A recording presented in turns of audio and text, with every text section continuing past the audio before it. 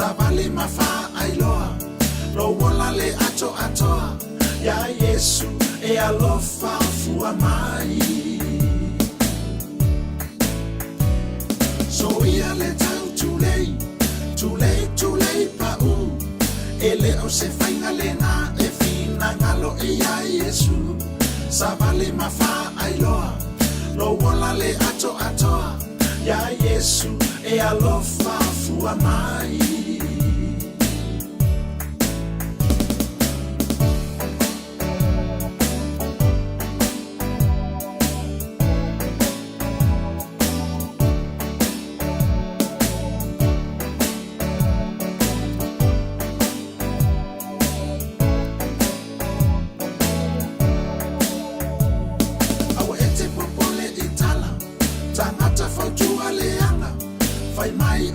Sapoto a ua e toe vale alava, Satani le na wasau, liliu lo mafafau, usoe ia e tutu mau. Awa e te popole itala, tangata fautua leanga, fai mai o oe sapoto a ua e toe vale alava, Satani le na wasau, liliu lo mafafau, usoe ia e tutu mau.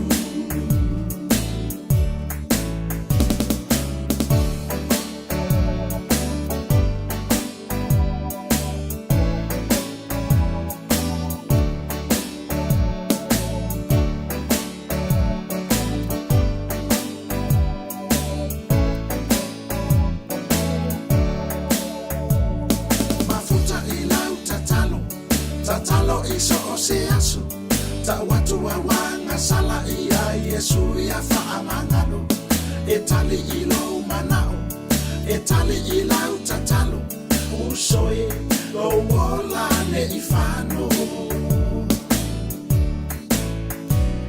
Mafuta ilau tatalo iso o se aso, ta watu wa wanga sala ia Yesu ia faamangano, etali ilo manao, etali ilau tatalo, usoe lo wola ne ifano.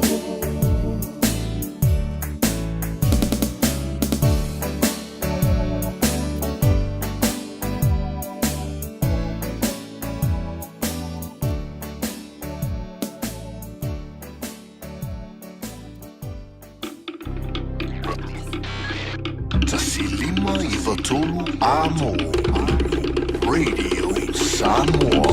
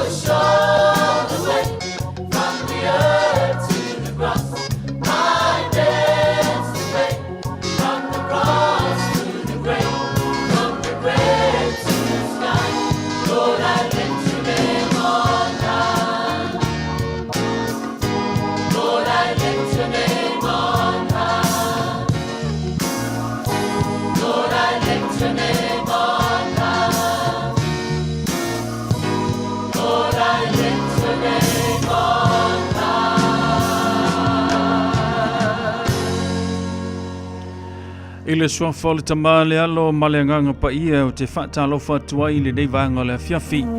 Ile tatala lo ia fo i o le tautua le Radio Samoa se furulima i vatolu amo. Ia, malana tautua maiso lana podklami ili ni fo i aso sapati pe una tatu iai. Ile telo sauninga lotu tatu te si e ile vi inga ma le whaftai lumo le tua. Ia, tu sai fo i lonanga le leia ti tatou.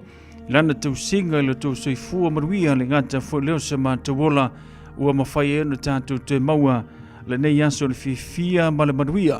Se aso fo i e whapena na whapitoa mo le tātou atinuu ia maise lava le community a Samoa ma le lalolangi ia e talai ai whaitito o maru tapua i titasi tātou whale ma tātou tapua i le atua i le anganga a toa ma le whamaoni.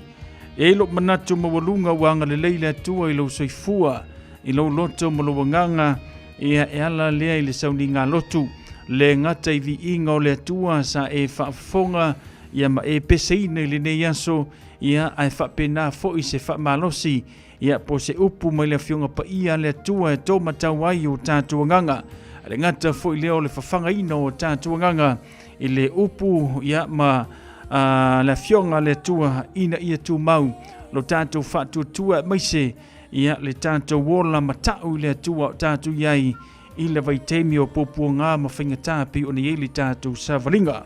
Ia, vi ia le tua i lo nā lofa, vi ia le tua i lo nā ngalelei, ia ua mwhai e le tātou toe au lia maile ni aso. Whaatai ana au na whaafeangainga, mai lātou sa mautofi le nei aso, ia sa lātou whongaina. Ia le upu whaawina le atua le alava se upu e whaapenana e whaafonga i le nei aso ia e whailea ma whaalumanga mo oe ma whaamana si au mo oe le lumanai ia whaile nā mo tātou ia teu lo loto ia ma teu lo wanganga a to ai mo tātou ma whauwhau ina ia ma whai o tātou tapa ia i le telo teimi e luti ai le tātou wholaunga i ti ngā ma whaingata. O la foi se upu me la fionga pa ia le tua wa e whaalongo ma e whaafonga tu iai ia e le tauta mali i lo whina ngalo te mana e whailo ia te oe le upu o le tua o le upu lava le tua e tau wha ma aio nei tu e lua. Ia a sau luma e tātou te lawe ai, a sau tua e tātou te lawe ai, paule meo le sili mataua o le tātou whaonga ina ia a vea i tātou o whanau o le tua e matau ia maata mamai lona whina ngalo au tātou iele tātou savalinga le nei aso. Tautua le Radio Samoa se furulima i vatolu mo oe, i le nei fwoi vanga le fiafi o matalia lan tautua, ia wafoi porkala me whaanga solo o le nei aso sapati na ua taiva minute o na tāle o le fitu.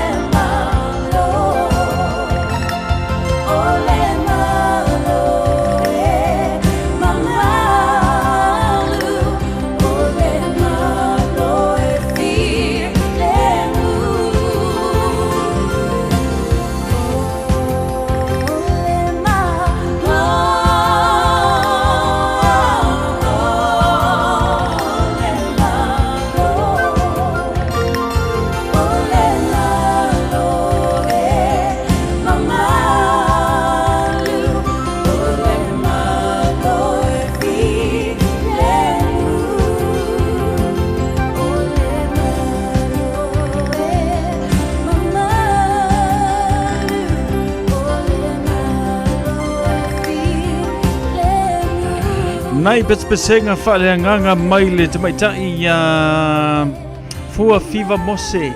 Ia banisi na vi ingole tua po pespesenga whale nganga e toi whaatalofa tuai. Mau whalofatu le tanto por kalami le nei whanga le fiafi. Papa li i sina lim sen leo papa li i malo le seifu maruia. Mafuta mai lunga le tanto YouTube channel whaamtele whaatasi mai le nei fiafi. Weta siusta se uso lo whaatu whaamtele whaatasi mai. Ya ole asano wa ye matu nei ya whapena foi ya ona asoto na ya Amerika Samoa Mesio Amerika ya pe ona ye le tanto tautua le nei va ainga le fiafi. Fa minute ona talo le tula fitu vingo le tua mai le whankasa tanu ngamanono.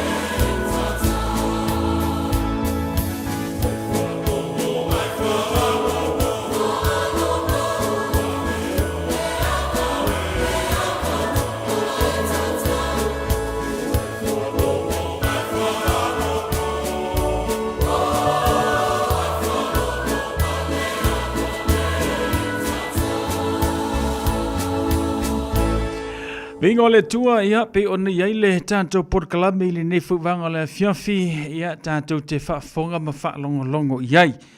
Faisi lo wale tulanga le tamo tanto ile ne ia fiafi sina taimi wa fai ona mana losi mai ia nei savili le ngata foi le palasi mai o timunga ia au tanto iai mano longa o le nei foi asu sapati ia pole aso mulimuli foi o le nei masina au kuso pe ona tanto o le mai le lofa malanga le lei o le tua.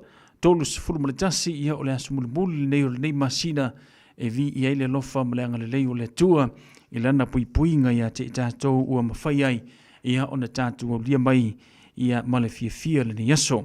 Whanta lofa ma whawhiloa i le tātou porkalame ia lumana i ausangi le mafuta mai lungo le tātou Facebook page hana lewa ula ma lolo se fumaruia i lungo le tātou YouTube channel le ngata fo lea o hoa le musu one semo Terese ia le mafuta mai le nefu vanga le fiafi lungo le tātou Facebook page anga le atu le tua ia ma yelonga le leimo o to uma le nefu vanga le fiafi o tātou iai i malo longa ia mai le tele o sauninga lotu matapet peranga pe ona iei tātou ia le ngata fo le iei niso i lātou sa whiangai mga ruenga malo le ngā lulue malo fo le wha malo losi ia i whia mga ruenga pe ona iei tātou i le nefu vanga ole a fiafi.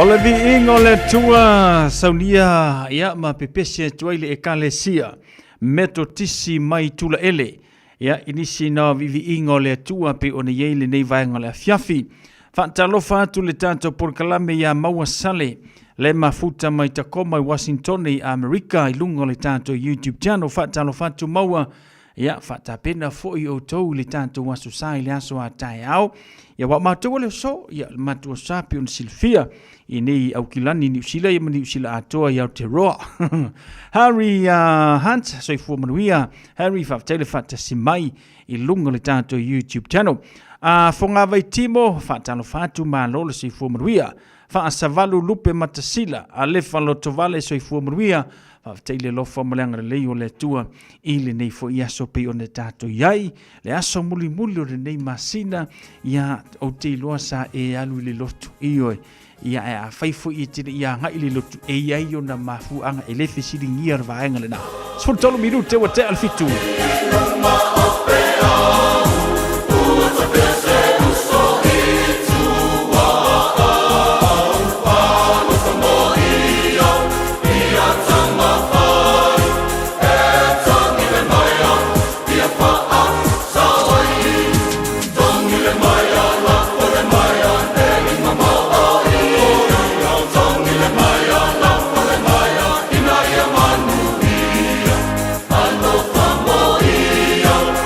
Your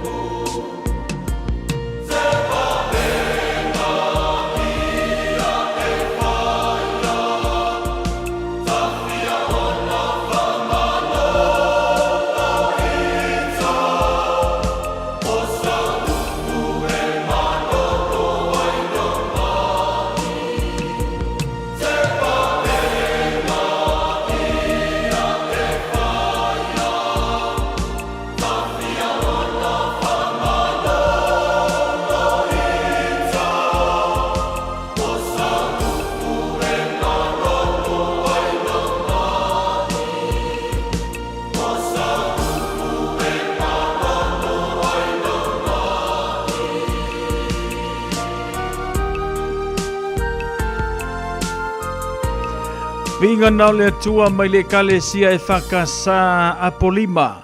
Ia, o le pese a walofa tuai mo ilanto uma loo whaatau tolia i ngase o le tino.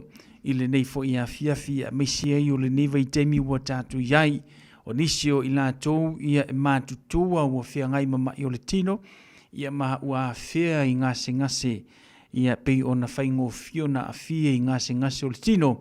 Ia ona ua whai fo isi mātutua le soifua.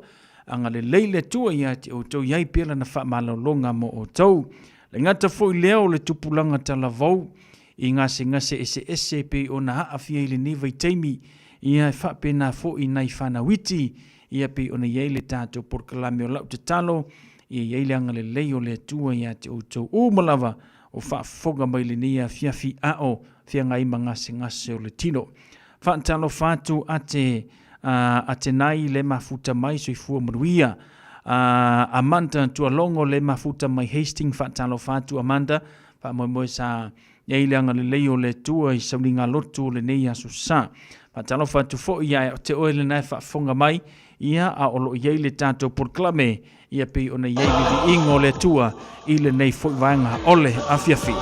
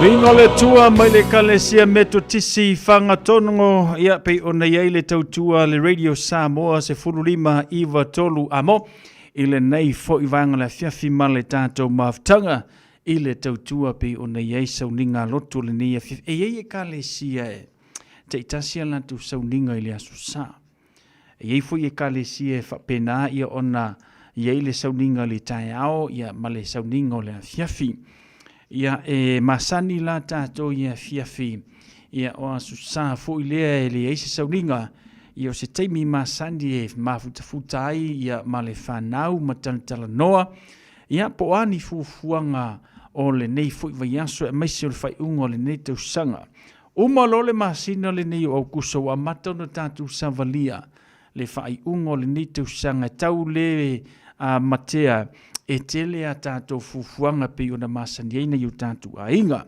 Ia, e ui le tele o tātou fufuanga pe o na iaile nei tausanga. Ai a le au noa, ma le whaatasi mai o le tātou atua e whaataunuina. Ia e le mawhai o na taunu o fufuanga pe o na iai. Pau le me sili mataua i e tātou. O le tātou tule vai matatalo i le atua. Ia au li atu le naso le fia malamaruia. E whaatau nuai fufuanga pe o na iai. Whaatalofa ma whaafeloa e nika tupai, ma lo le sui fuamaruia whaatai le whaatasi mai le neia fiafi. Ia, natu foi o le neia aso whapena ona iai mawhtanga ainga, ia amai se foi o nei whanau mai la tau e whaimbalanga mai, le ngata i Samoa o nisi atunu o le neila lulangi. O whalo whatu le tātou porklame, ma o tau amai se o vivi ingo le tua. E kale sia betu tisi kanu namanono. Namaliu Yesu. Ukuna maliu Yesu awatala mai Wamele ukuna maliu Yesu Na maliu Yesu awatoe ona mai Ase aleluya, aleluya Tapito tatawaliki Ase aleluya, aleluya Tapito tatawaliki Pese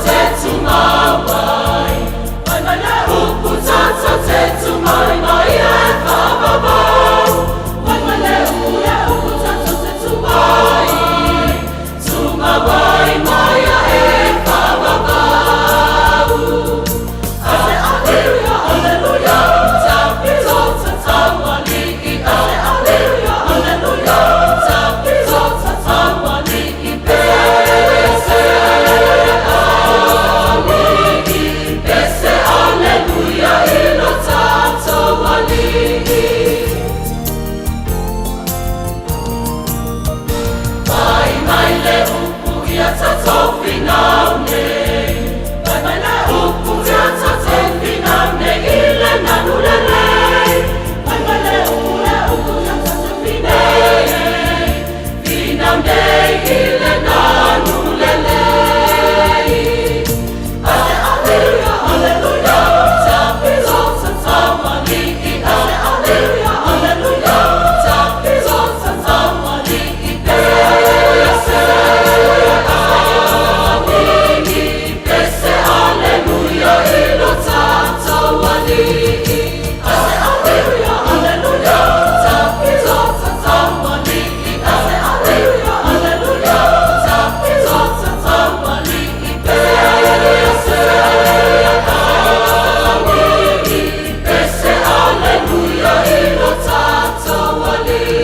Ovinga na le tua mai le kalesia meto tisi mai tanunga manono ia pe one ye le tato por kalame le nei foi vanga le fiafi. Lua se forma le 5 minute le tutoio natalo leo le itula e valu. Anga solo le tato por kalame au le taina le itula e valu le tato por kalame pe ona masani ai ia le itula e valu pe ona ye le tutua na ona fafengainga ia pe atala valu. Sayo uluma se maunga o te lei mua iwa aia na halai ona o wala au le ni e ui wana o se taimi Yesu tali ala tu talo fa mole mole mo o mana o mi o Nisi taimi te a e ai maunga O nisi taimi e so le vasa O nisi taimi e te ui le toafa Ia ola lo uanganga E malo si lo alofa Bea o mai leleanga O nisi taimi e te a e ai maunga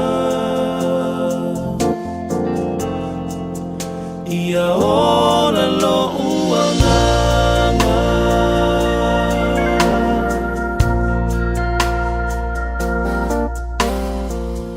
Tama mao ma oe Sa o manatu e whai mo fie Ua o se se i o wala A o te tau tino nei A o to atuli O a ule nei Yesu e tali ya mai Nisi taimi e te a e ai maunga O nisi taimi e so le basa O nisi taimi e te ui le toafa Ia hola lo uanganga Malo si lo alofa E o mai leleanga O nisi taimi e te a e ai maunga Ia ola lo uanganga O nisi taimi e te a e ai maunga Ia ola lo uanganga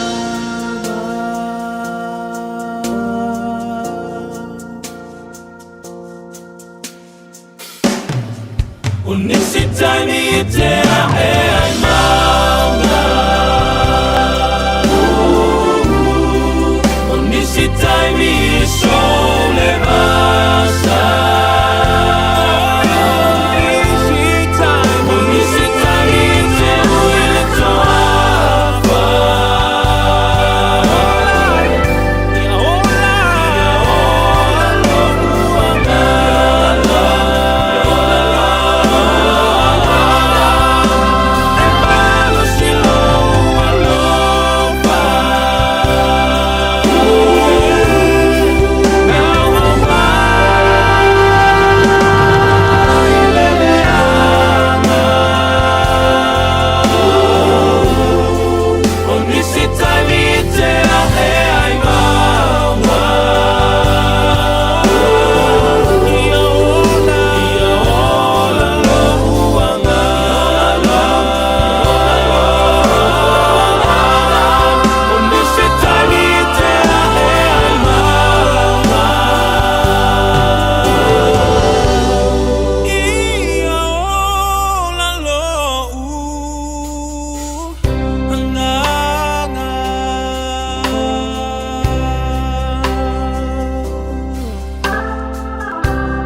Bese pesenga fale nganga mai le Harvesters. Pe una yeli tanto por Colombia nei pesenga ile nei fuvanga le afiafi ya yeli tanto tru I marolonga ya pe ona masani yeli tutua le Radio Samoa se fulima Eva tolu amo. Ole tauli tu le valu ia ona fatasi mai lea ya osunga ito ina. Wale tanto por Colombia pe ona masani ya afiafi o society tasi le tauli valu. O le toe whaolola ia le ulu wa ia lofa. Pe atali tu lai valu, fatasi me whero sunga to ina, mawhoti to ala whao whanuu. Ia, le ngata whero sunga to ina ia to whaama whewhe pe ona yeli tātou por klame ma le lantou tua, I le tātou tinu upe atali tu lai valu.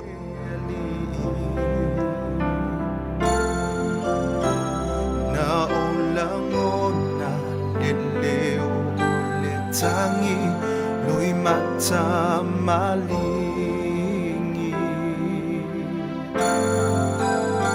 Tama fafine a Yerusalema Ua tau whaitangi tui Le ipu ua si itia Le areto le a ua tofito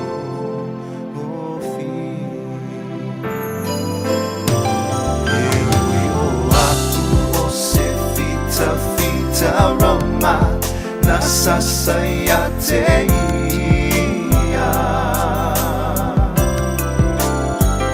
Ana olangona se mamaluinga ese taule mafaina o talia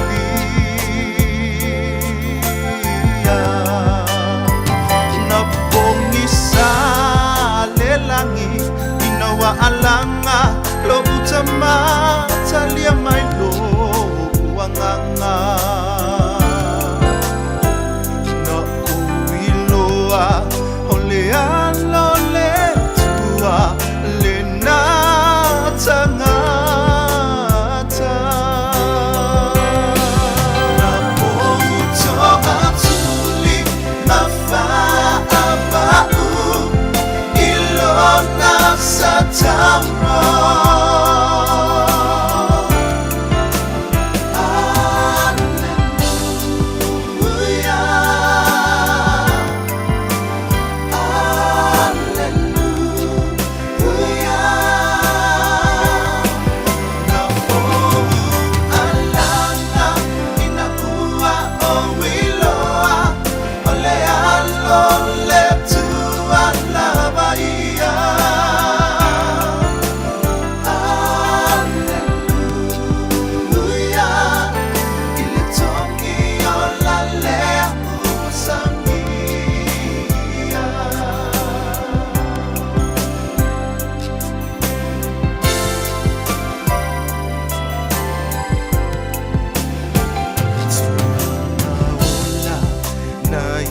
Saunia ikorobota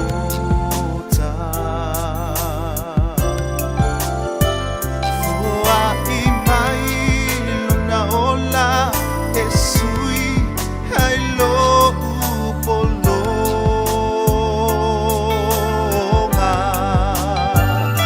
Ule otupe ma'auro o ma'a taua ole la lolangi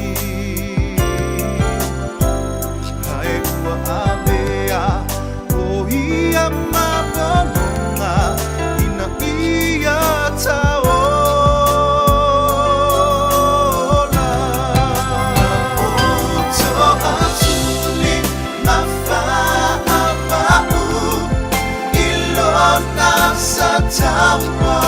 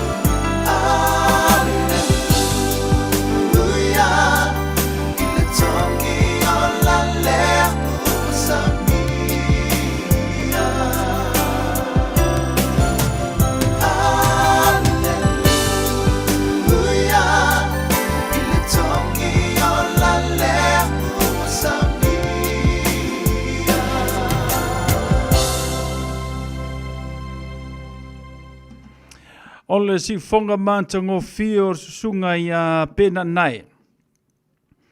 Manisi na o pespesenga whaaleanganga ia sa whaafonga mai le tātua tinu. Ile nei fuivanga le fiafi ma le tātua porklame. Ia o pespesenga whaaleanganga le ngata fu i leo vivi inga o le tua. Wala wa fu i le whaafonga mai le tātua tinu. Ile nei fuivanga le fiafi. E rawa se furu wha minuti o na tā leo le itu lai bala.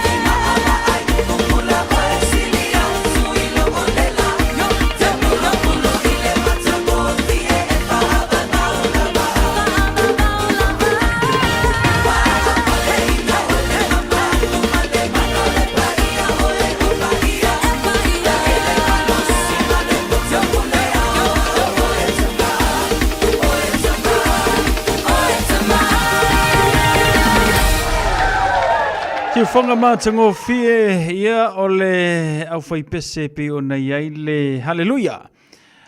Ia ma nisi nao pespesenga whaleanganga pe o na iai le tātou porkalame le nei fuivanga le fiafi. Ma le tautua le radio Samoa se furulima iwa tolu a mo. Ina uatula ima le tātou teimi le wati le uatu se furu minute o na tā lea o le itu le valu. O folofoma te whaafilua ima whaatalofa le tātou porkalame mo oe. Ia pe ona maua mai le tātou porkalame le nei a fiafi. O alawa fufuanga pe ona e ai le nei aso ia anga le leile atua. I le soifua le ngata fo i leo leola. Maua pea le malosia ua le wha ngā soloina. O fe amunga luenga pe ona masani iai. E nisi o i tātou e. Mai asau ningo leo sa i ona wha sauni le ngā lulue. Ia o tū ngā maanga ne ia tunu u tātou te au mawai. E ui ono le aso sa le so. Ia ele mawhai fo i ona tu ua ia tiu te whai mga luenga ia pei ona tātou ngā lulu ai ona ole whesoso ni malosi le tutonu ia ona i o tātou ainga ia tātou me whai le ngata fo i leo na ia tātou ainga o whamuli mai le tātou atinuu ia whapena fo i le ngaluenga le tua o loo e ngalue ai. Whanga solo le tātou porkalame le nevanga le fiafi tali tu le valo le tātou porkalame o le toi whaalola le ulua ialofa.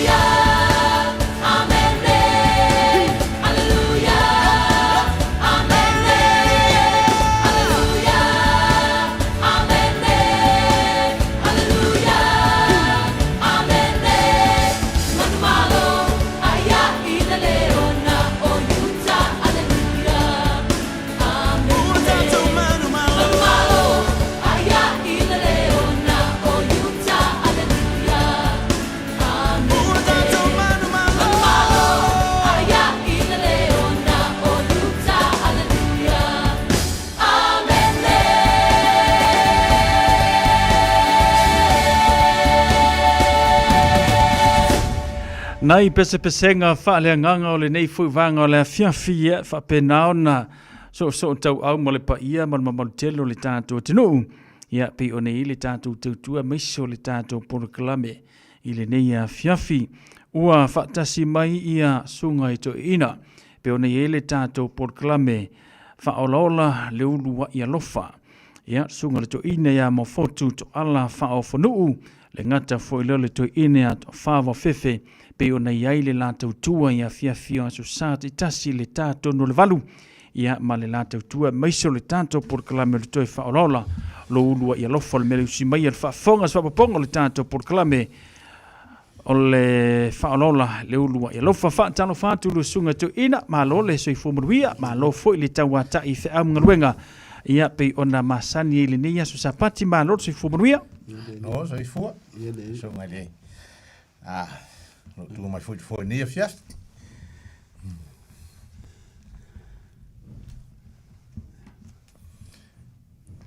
ia a vea lo fatau va e fai ma sui foi o le au fai ngā luenga nei poroklame au te whawheiro e atuai ma whaatalo whaatuai Samoa i lau whaafonga tāpua i mai nia fiafi whaftai le tua o mo fui nia avanoa tātou te toi mafuta ai i lunga o ngaru o le ea ia por tātou le tio whaasala lau foi a le Radio Samoa su lima i watolu a mo. Whaatalo whatuai tātou atunu.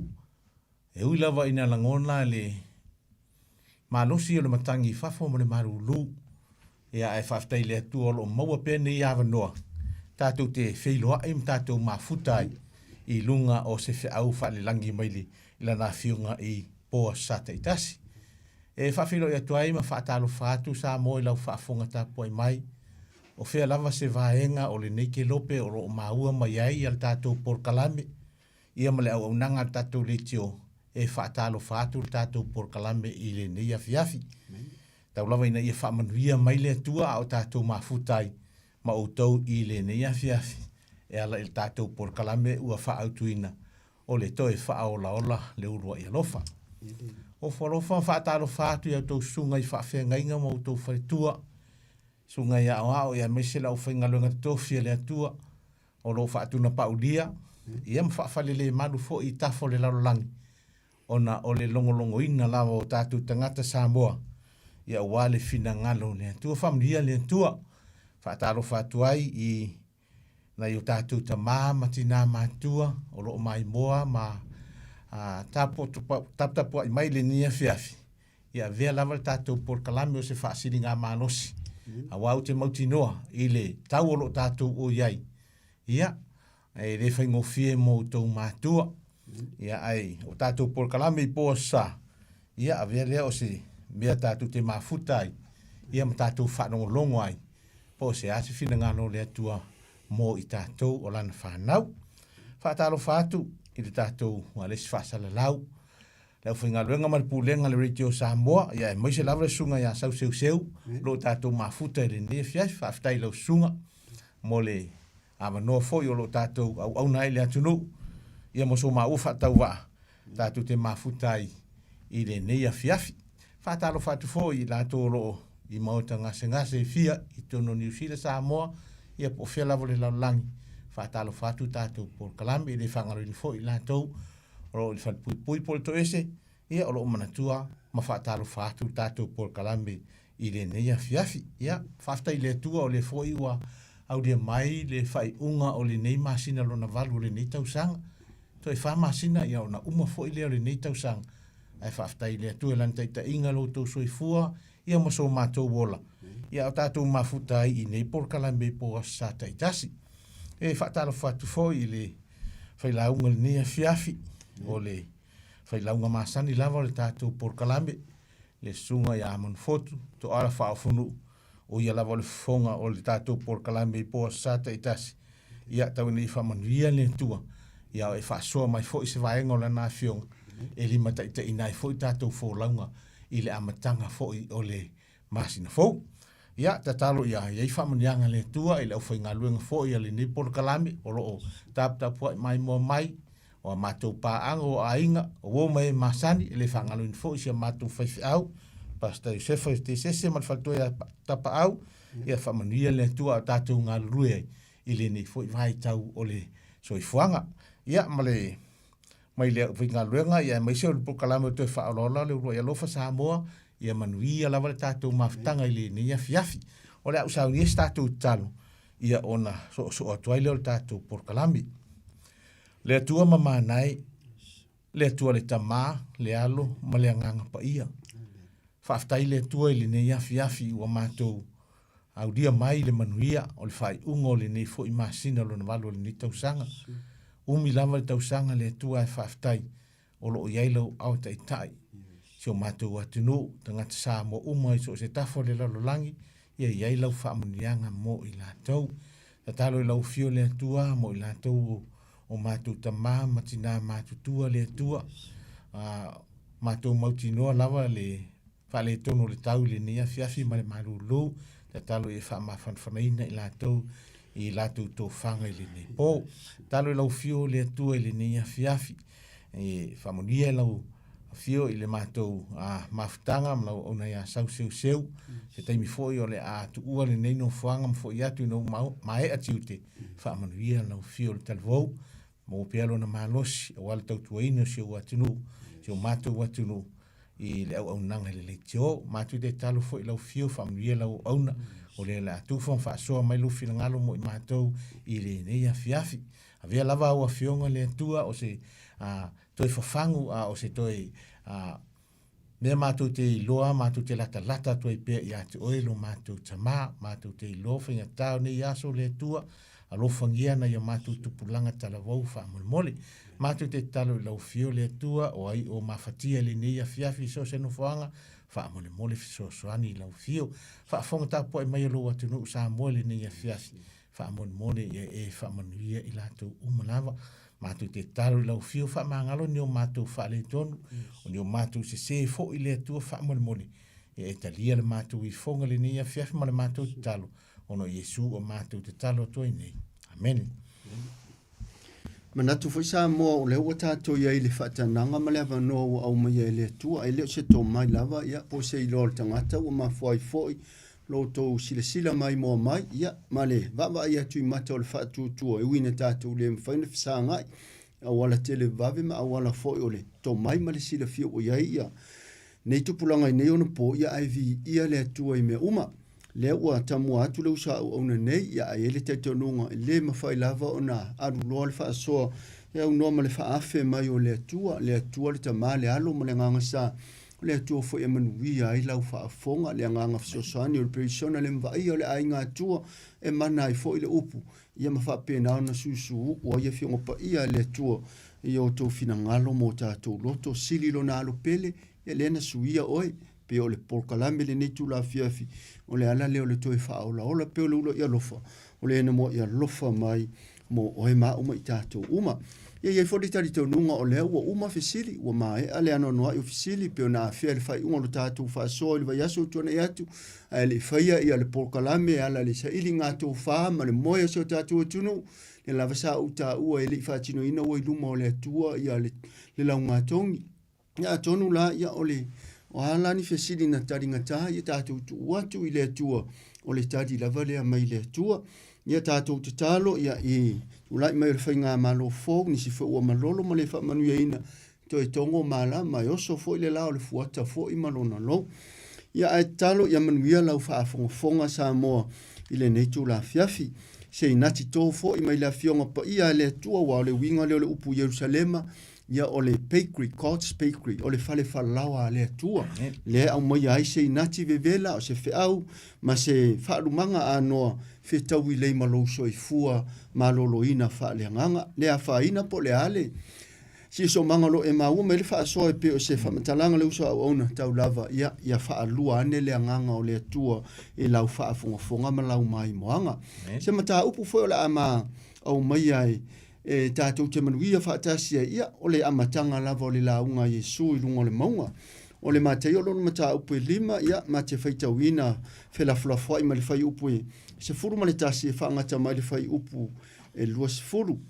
Matei o e lima o le ama whaitau whelafulafua ia i ma le whai upu e suma le tasi e whaangata mai i le whai upu e lua se furu. Ia e te tala lo fina ngalu. Ia e mana o mia fo i lau te talo mai lo ma u whatau waa na ia manuia ai sa moi ta whae fio le lalulangi. O a fionga pa ia le atua. Amu ia o tau pe a la tau upuleanga ma whaasau waa ia te o tau ma la tau tua ina pepelo o tau i mea leanga uma o na o hau. Ia o tau fia o oli ma fia lava. A wā o le langi lo o tau i e tele.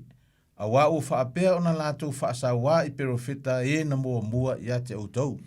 O outou, o le māsima o le lalulangi outou. Ai a whaia mā ngalo le māsima. Pea se ase me wha mai ai. E le aise me toia o ngā ai. Na o na lafo ina i fafo, masolia e tangata. O outou o le malama o le lalulangi outou. E le mawhai o na lilo le a ai watu i lunga o le maunga. La tau te le tutu ina fo i le mōli le tua i lalo le me fua i saito. A e tu i lunga lava o le tu ngā mōli ia pupula atua i e o i le fale uma. Ia whaapea o na pupula atu lo o tau malamalama i lumo o tangata. Ina ia la tau i loa la o tau a mio le lei. La tau te vivi i atuai i lo o tau ta mā o i le rangi. Awane o tau manatu o sau e te tala ina le tu la fono po le au perofeta. O tele isau e te tala ina ia whaataunu ina.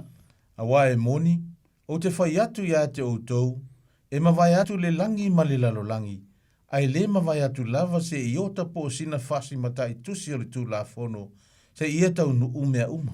O le nei, o se na te tala ina se polo inga e tasi au pito i titi o nei polo inga, ma whaapeo na o hao i tangata, e ta ua ia e au pito i titi le maa lo le langi, a o se ana ma o hao iai, e ta ua ia e sili le maa lo le langi. A wā o te whai atu ia te outou, a le sili la outou a mio tonu i la le autu si upu ma le au wharesaio, e le sao atu lava outou i le maa lo o le langi. Amen. Whaamanu ia te le maile tua Samoa i le feitau ina o lana fionga pa ia pe la vole tu alalo ma le nganga fa alo ava ma le minga tau ai ia e matua atu lava le tautou fa ma le moe se ili e Samoa ia i se lape fo i se mate tusi a se soa feitau fa leo ina lo ma ua fa tau va o le amatanga leo le la unga Yesu ia a o fa pe nauna lo lofi atu le moto tangata o se la unga e le itau a apa Yesu ma tau ma fau se no fo e sa fa ia ai o le la unga fa mai o iai fa tasi o ia ma le moto tangata ma lona au so o sa fa i le o ia inungo le mutia nungo le maunga o le tua le maunga le olive ia matala noa ma fa soa ia ilana misiona o au mau mata ase i lungo le nei funga ele e iwa le la ia fa amu ia mana tua foi ia e iwa foi fua o le anganga pe a fai le fui etala no ia i Paulo ia na tu singa i tu sila iti ia lo fa manatu mai lava i Paulo ia fua o le anganga pa ia a le foi au ia e iwa le fa amu ia na a mata na sunga pa u oi peta no ma lele pe feta laila wa ai le fa amu ia muli la le wa ma au mai a mata le so fai tau e se le mana ia le tō fa le atua le omi fa niu ale maufiufi a manu ngase ila ngona matua si la fia le ele ke riso to e tu lo o li i manu malo ma le tatou paseka fina ngalo maloto isi tangata tau muli o lava ilona au so o fidifidia ai sea nei lo o nisi na muli mai ono le fia mai moa i vavenga o nisi foi na afua na muli i a Yesu ono le fia tau mamafa o wa si la fia lava a umani mali lenga Yesu e faia vavenga le alai au mai ai se manatu e a mata ta i tatou i le aso sa leua i fo mai le pongi sa o le sa muli e lima ia sa o le nei masina lona maru le o tatou la asia i tu la a mata ia o le udua yaso le vai yaso fo ia o le vai yaso a mata fo ilona hivo se tema fa mai le fa am ia le sa a mata am ia o tou pe ala tou upuleanga ma fa sa wa ia te o tou ma la tou tua ina pepelo o tou i meleanga uma ona o amen ma nei ia ole vai ina e Yesu o lana launga. Amu ia o tou pe ala tou upuleanga, ma whaasa wa ia te o tou ma la tou tua ina pepelo o tou i mea leanga uma. Ona o leta la noa Yesu i le tu pongisa, i le tu malama. Le lai a veri wha amu ia Yesu. Amu ia la oi fo i lete wha afonga ma i mātou lea e nofo i te tono le nei potu mana, ia mare mawhanawhana. Pe a whai e sa wā ina ma tuu, a ina ma whapenao na itangia ma inosia o e ona o lou tū i le tu aua lea tua. Pe ui lava e nao o e lau i tū taua. E te manu malo, e ui e whaia ina le wa inga wha le olanga nei. Ai o le fu ai angia pe i luma o le fina ngalo le tua. Lo tātou whaia o le mea sili ma le tala le lei. A le sili foi lea, ona tātou muri i tūlanga a ao Yesu. Lo o au mai aini si upu e mati e ilo so i fua wha leanga. Whamaini sa vaenga, ma la tau tua ina pepelo o tau i mea leanga uma ona oha. Ona whamaili o le whai upo si furuma le lua. I o tau ori ma fia lava. A wā o le langi lo o tau tau i tele. A wā na whaapea o na la tau whaasa wai perofeta e na mua i a te o tau. O le ala se isi mea tātou te toi popole i Samoa. O le ala se isi mea po o hafa ala wiloa vaenga ia na sa uni whai wha ala wiloa ina ia. Mau ai le wha ea ina male manu malo. Wha ala wiloa e uma. Wha ala wiloa e ngata. A o lea o mai ale wha ala wiloa le langi. Mo oe le tangata e te le o fia tau mawha e te le o fia inu. Ui lava fo i le ongo tia o le soifua i mai. Ma me fetu leni e lulu ina ile soifua whaatua tua o lana whanau. A o le ua lulu i mai le atua. E ala i le anganga pa ia ma le nei la unga mata te tele a Yesu. Ia o tau oli ma fia lava. A wā o i le langi lo o tau tau i tele. O mea malava o le tino le nei ta mao a inga whale mana nei a whaamanuianga i lafu manu o lau whanua o whaatoanga o le ata mamai o lau whanau o anga vaa o tikeri o tusipasi o a lava i toa inga whailonga e ngata i le ola nei. Ai po le hafa mai tele ia o ngai pio tamai au pe telu mai o ane pe a mauso o vanoi whaitau ma tau poe whaatu sio ngaruenga o mai o tamana ofo i lau whai tikeri na ua vaa ai et whamai se le tioa. ono ila una muri ya Yesu upu mamana malaunga na pawa ila unga tamaia pe telu ma Yohane awana fa peo na la to fa sa wai profeta e na mua ya te oto o toi ama ya ilo ma fo o toi to ma na tu ma le lenga Yesu na toi fa ma na tu lava I lana fea ngainga po o tangata I utaia. Lena toi ta noa I fo il mata upe lusuma le tolu le tuso mate, lusuma le tolu anon fai upe. Tolu suma fitu na ifa pe ifo Yerusalem mai. O lena fasi o tia perfeta ma fetongi ima a yena awina atu I ate oto. Ua tele lava umana o fia fa poto I lau fa na ue pe o le moana o fa ufatai. O lana tolo a I lalo yona apa au e fa maike riso. Soli, pangale le mafafai oto. Yerusalem ma.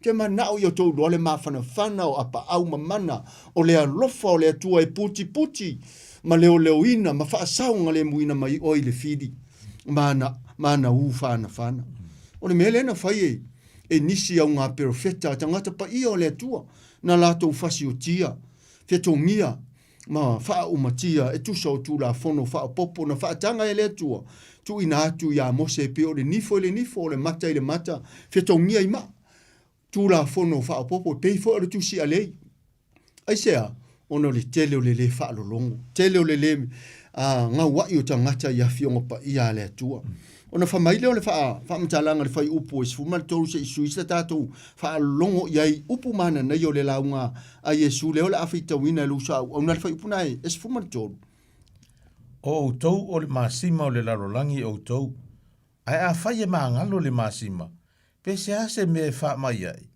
Ili ai se me toe au ngai. Na ona la fo ina I fafu. Maso lia e tangata. Amen. Vi ia le atua. Ma fau fa le tino I le ata ma le au ngao le masima. Ale ai le masima po le alfa mai le matango fio le kuka o le supo o le sua ma o ata umafa. Ia e te whaalongo ina lava di ta mamari tina se mai maupe ana I se masima. Se ua ova fo le masima. Pe tai la o le whaonga ina Yesu o le masima I. E le o le tūlanga fo I le tātou te wawa I le o ona o le masima. Ai o le quality, po le value o le masima I le soi fua whaale nganga o le tangata. Le au mai ai e Yesu amu ia o tou le au mai al fai pule suma le tou o tou o le masima o le lalolangi o tou ai a fai mangalo le masima pese ase me fa mai ai a fai te tano fa o ngale tau mafa le masima fiu asa sa o afar pe pa masima ele o ona lava le la fai mai ai a fai mai le masima le ala se me fa mai ya longo wingai o le afionga pa ia le tuo le masima e mai ai lau tofo fa le nganga o le masima e mangalo ai lau tau mafa fa le nganga ia fionga pa ia le tua o Yesu fo ila o le o toi tala no a Yesu o ia o le masima mai le langi le te tofo ai I le suiti ma le susua ma le sua malie o fionga mamana le tua pese ase me fa mai ai e le ise me toia o ngai na una lafo ina I fafo masolia ia e tangata e fewa I le ala le ala tatou baba ai a fai le ma fai ona fa mai le masima le se sia o nga ia ua a overfo le masima ia ua le iso na taua le au nga a to le tau maftanga pe malase fo le ti se isi ona I tu tatu te baba I le taua fo le suka ia ua fa mai ia se le ia fa ia tu tangata to o le masima pe to e mai le suka ia ele anga lova ai to la fa pe o le feu le mea ia la tangi a mato si au malo ma to mai tu le ku ai le lo ia na tango ai fa ona ia to fo ia tu tau ma fa ia o ale wa au mai a mo tato le tofo fa le nganga o le masima o le fesile lu ia le tato mai moanga o ha mai oi wa vea o se masima I tono lo wai o se masima I tono le tapo inga a o fo se masima o fa lango ia le o fa inga ruenga pe a to se I te fa le nganga ai ato tono nu ia ma lau ngā ruenga tonu fo yo onga ia te o tau whana e tali fo ia fa me lor fai upo sfuma fa o tau o le malama lama o le lalolangi o tau e le mawhai ona lilo le ai ua tu I lunga o le maunga le ua toi wha manatu ua au maia le ata o le masima ma le ata o le malama lama fa atusa o le masima ilo nei tu lelelei o le ata o mea o ona satani a le ua toi au mai ma toi ma lele Yesu toi lifi atua I lunga upo o lana launga e whapena na toi a fua ai tae au, tongo ai moe fou, ma toi ti mata le upenga o le tala le lei, mo ona tangata whaafonga. O tou, o le malama o le lalo langi o tou. Au lea au maia nisi o fautuanga, e le mawhai o na lilo le ai watu i lunga o le maunga. La tau te le tutu ina fo i le maoli, i le tuu ai i lalo le mea fua i saito. Ai tuu i lunga lava o le tuu ngā la mepa, ia pupula atu ai i e o i fale uma. O le au mainga la le wha ngā ina i Yesu o le malama. Lea e wha atu sa i lana saunoanga o ia o le malama. Lea ua ta oto ma ua sao, wha i lunga o le maunga o le atua. Wha atu sa i te tau ona, ta oto le leile mōli lona tuu ngā la mepa. Lea la ua fio Yesu i lunga o le mōli, o i lunga o le tuu ngā la mepa, o le ata o le maunga o le ata o le atua. Lona alo pele to atasi o le awewhi au, mo oe mau mai tato u mo tangata ta ase i le anga sala i le nei lalo langi. Lea lai fai mai nisi o vaenga e fau a Yesu, le au faa fonga. Mai so i tato o le fai ua maa ua, neso a fai tau o la unga a mata Yesu, di sava linga o le masinga lona iwa le ua tato i ona i tūla a mata. Fa mai aua le tutu ina le la mepa ma tuu i lalo lea, lalo le mea fua i saitu. Leanga e le ali e le suru fo ilo na malama. Ai fai mai Yesu ia tuu i lunga o le tuu ngā la mepa. Ale ai se mōri lunga o le tuu ngā la mepa, o le au ngā le tuu ngā la mepa. Ai a fai fo i e tutu le mōri, ai le fa ngā ina le tuu ngā la mepa, e le au ngā fo i le tuu ngā la mepa. Ai o le ata le ua mo mori mai e le nganga mo o e mo au tangata faa fonga. O le fina ngalo o le atua o fea lava te fea fio a iai. Fea te malanga iai, tātou, taimi ia, tamana tua aso, tā o ngai uporu, tā si are telefoni fo nale fale medio, ifo whaatari tama fo e viri i alu le nu mela, fiu e no fo oka se lainga, tā si are telefoni, viri mai nei, wana pauna le fso ta inga, wa umata lau pepa fo ina e lua le vai aso foto a o atu le tusi, o le tali o le tusi o nei mātua, ai ale tele vavele wo ye nei, wa ai atu ai fo ringa te ia lewa, o moni ai sau seu le urua ia lofa lava ia so fea ngai ka ko i lo urua elo fea ngai ka vale so lo i lo urua elo ma e fa ngalo ina le urua ia lofa o le tu le wa au mai mo tatou le taua le malama lama o oe o le la mepa le tu o oe le fina ngalo le tu o fea te fio iai fea te afi te maliu iai ma asusua tu iai tiute ma faiva ia avea oe o le malama i taimi e luta ai upu to tonu a inga. I taimi e le whaingo fi ai le sa iringa o le tō whaama le moi i to tonu o tai onu. Ai a whainga malo avea oe o le mori. Ai one ngalo le tu ngala mepa i ta oto tonu o i le mori ina ia susuru atu i le malama i whale uma. Le ale ata whale anganga o le tu ngala mepa. Au noa Yesu ma oe o le mori e tu ai ma ta oto ai. E fai fua lava la tātou au onanga. Pa mai leo le wha amtalanga i le fai upo e sifuru mani 5. La tau te le tutu ina fo i le mōri i le tuu ai i lalo le mea fua ai saito ai tuu inunga lava o le tuu ngā la mepa ia pupula atu ai i e o i fale uma. Tau o le upu leo le pupula. Le ai ase mōri e le suru. Le ai ase mōri e le ata ngia lona malama. Mana tua fo i suru loa ki lo le mōri le pongisa sola lo le malama. A le ai fo se malama o toi kava uma e le pongisa ma le pōriuri. O le ata nā o i mea pongisa.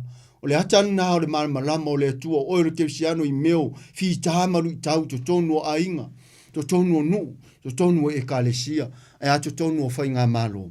Whaafonga lai le whai upo se furuma le ono. Se isi vaenga o lo mana o Yesu e toi a vatu pia i le au whaafonga wha le nganga i leo tangata na ave ele fe au dungo le maunga. Ai mo o e leo wala ngona le upua le atua le ne tu la fiafi. Usi lau whaafonga le whai upo se furuma le ono. I whaapea o na populatu lo o tau malama i lumo o tangata. Ina ia la tau i loa la o tau a mio le lei. La tau te vivi i atuai i lo o tau ta maa o i le langi. Mai whamata la ngā ale poto o Solomona. O le manongi o le ola na ia te oe. A whaapea o le ua le tau pula lo mori. A susuru mai e lo malama. Whamai e reflect mai lo mori a te au matoe ola malosi e lo mori. Le ala au mai ele fautuanga malosi le pe fo o upo Solomona. O le manongi o le ola na ia te oe po o fo i te tala noa o le atana o lo mori ua wha susuru atu. I le o le a whaavai vai matoe malosi mai e o ia. ona o whainga tau wha matau e ono wha vai a ele kerisiano. Ta wala o le mai moanga le wa au mai a Yesu fai po sumale ono. Ia wha apea ona pupula atu lo o tau malama i lumo tangata. Ne ia lato i loa la o tau a mio lelei. Lato te vivi i atuai i lo o tau ta maa o le lang. E se le ta ua a. Le ti o foi wha mtalanga le poto Solomona i lana tuso fai la unga. Ia e sili atu le ta ule lei a nai lo lea. Nai lo le sua ule lei. Ia o le au mai a le ata o le a mio, pe au ina sulu e pe o le malama. E le ngata a mata i le vi inga o le atua. Ai o fia lava e te anga iai. E li liu monita ngata i le malama o le atua o lo i ate oe. Mata ina e faya ma vi inga o lo tato o tua. Whamaila ale le malama ma ato o toa lo mo li o le la mepa wha le nganga i susulu fea i launga ngana i au tau mafa i au la o mea umalava i o tātou fōringa. Whamailea, ona vivi atu ai lea o isi lea tua. Vivi atu e leo o loo sa ili so vi inga ma so vi inga. Ai ona ole susulu o lo malama i isi tangata. Ona o laua mi o lelei. Ai whamai ona lātou vivi atu ai lea i lo tātou tama o i le langa. Whamailea ole whai upoei, se furma le fitu. Awane e o tau manatu o sau e tatala ina le tū la fono po le au perfeta. O te le isau te tala ina a ia whaataunu ina. Ia atonu, ese fo itari o nunga o nisi, i le vaenga le o le tātou whaasoa. O nisi ua lātou whaape ifo, ua umale au ngā le tū la fono ina umaliu ke viso. Ia na una whaape atu. Ia e tu sole, awa o ngale momori mai Yesu le fai upule sumai fitu. Awane i o tau manatu o usau e te tala ina le tū la fono po le au perfeta. O te le isau e te tala ina a ia whaataunu ina. Le ua taha ua le tū la fono ma le au perfeta. O le au perfeta o fōringa wa aia ia o le whenga inga tuai. Le au ngā perfeta le whenga inga tuai. Le tū la fono, le fo ina alu, ia mose, i le fase furu aso i rungo le mongo sinai. Feta ia i mane atua, ma au mai ai papa ma a le tū la fono. Le alo feta la Yesu. Awane i o tau manatu o usau i te tala ina. Ia pe wha leo ngā ina le tū la fono. Ia pole au perfeta. O te le isau i te tala ina. Aina o sau e whaataunu ina. Se isi vaenga a noa o sau noanga Yesu. Na o sau e toi wha mautu ina. E toi tutu i mawina le au ngā le tū la fono. Awa e mawhaiona o wha pe atu. A whaila ua umale au ngā le tū la fono i le maliwa ke wiso. E le tatau ona toi yeini skula ati. E le tatau ona toi yeini leo. E le tatau fo ona toi yeini muri fasino ala i dungo le ala. Ma e le tatau fo ona toi yeini fale pui. Ai sea, o le ata na e wha i loa mai ati oe. E le o umalava le au ngā le tū la fono. Wha mai le whai upo e suma le varu. Awa e moni o te whai atu i ate o tau. E mawai atu le langi ma le lalo langi. Ai le mawai atu lava se i ota po sina fasi mata i tusi. O le tū la fono se i atau nuu mea uma. Wha mau ninga la lea. Peo na tau mawhai e wha pula atu le whai upu. E se furu ma le fitu. Awa e moni o te whai atu i ate o tau. E mawai atu le langi ma le lalo langi. Ai le mawai atu lava se i ota po se fasi. Po sina fasi mata i tusi o le tū la fono. Se i atau nuu mea uma. Le ua tala noa i le langi ma le nei lalo langi. Mawai atu le langi ma le nei lalo langi. E whamai Yesu e le uma le tū la fono. E le ngata, e le ise mea e ngata ma iai le au ngā le tū la fono. O le taha ua le nā. Ia o awhionga pa ia le atua. Ta ua fole nao, o le nei la unga toi wha manatu i ate oe. Pe a whai o nai wha i rongo whesiri lo fina ngalo. Ua umale au ngāre tū la fono. O nisi fo e iei tarito nunga. Ta ua lo tātou tari o Yesu. Ua lava lea. Ia a whai la na lo tari o Yesu. Ai ata ngia i mori mau o tangata leo langa leo te ola ai. Ia o le ala le nā tū la fono. O le ala le nā tari o Yesu. Ia o le tari o Yesu e te ola e tū langa a ao ke viso. E te soi fuai i le tū la fono. Mai lea o ngā fo ila ia te oe maa le tū la fono. Pe a ato atoa ia te tātou ke riso o ia o le ata o le tū la fono. Whaafonga lai nei, so a whai tau wha iu o le tātou wha soa le whai upo si furuma le iwa leo le a whai tau wina fo le usa ona ia toa wha. O le nei, o sena te talaina se poloa inga e tasi au pito i titi o nei poloa inga, ma whaapea o nā o i tangata. E ta ua ia e au pito i titi le mālo le langi. A o se ana maa o ai, e ta ua ia e sili le mālo le langi. Amene. I ia le tua. O i ona nei maana vanga mamana. Yesu. O lo tātou ke riso lava. O lo tātou a li I manu malo. O lo tātou ke riso to I tu. Le ua, tātou waba ai e wale, I tu lau a mata leo le launga, mi lava lea Yesu, mta upo 5, mta upo 1, ai wha uina mta upo 7, o le tusi lava le nei a matai.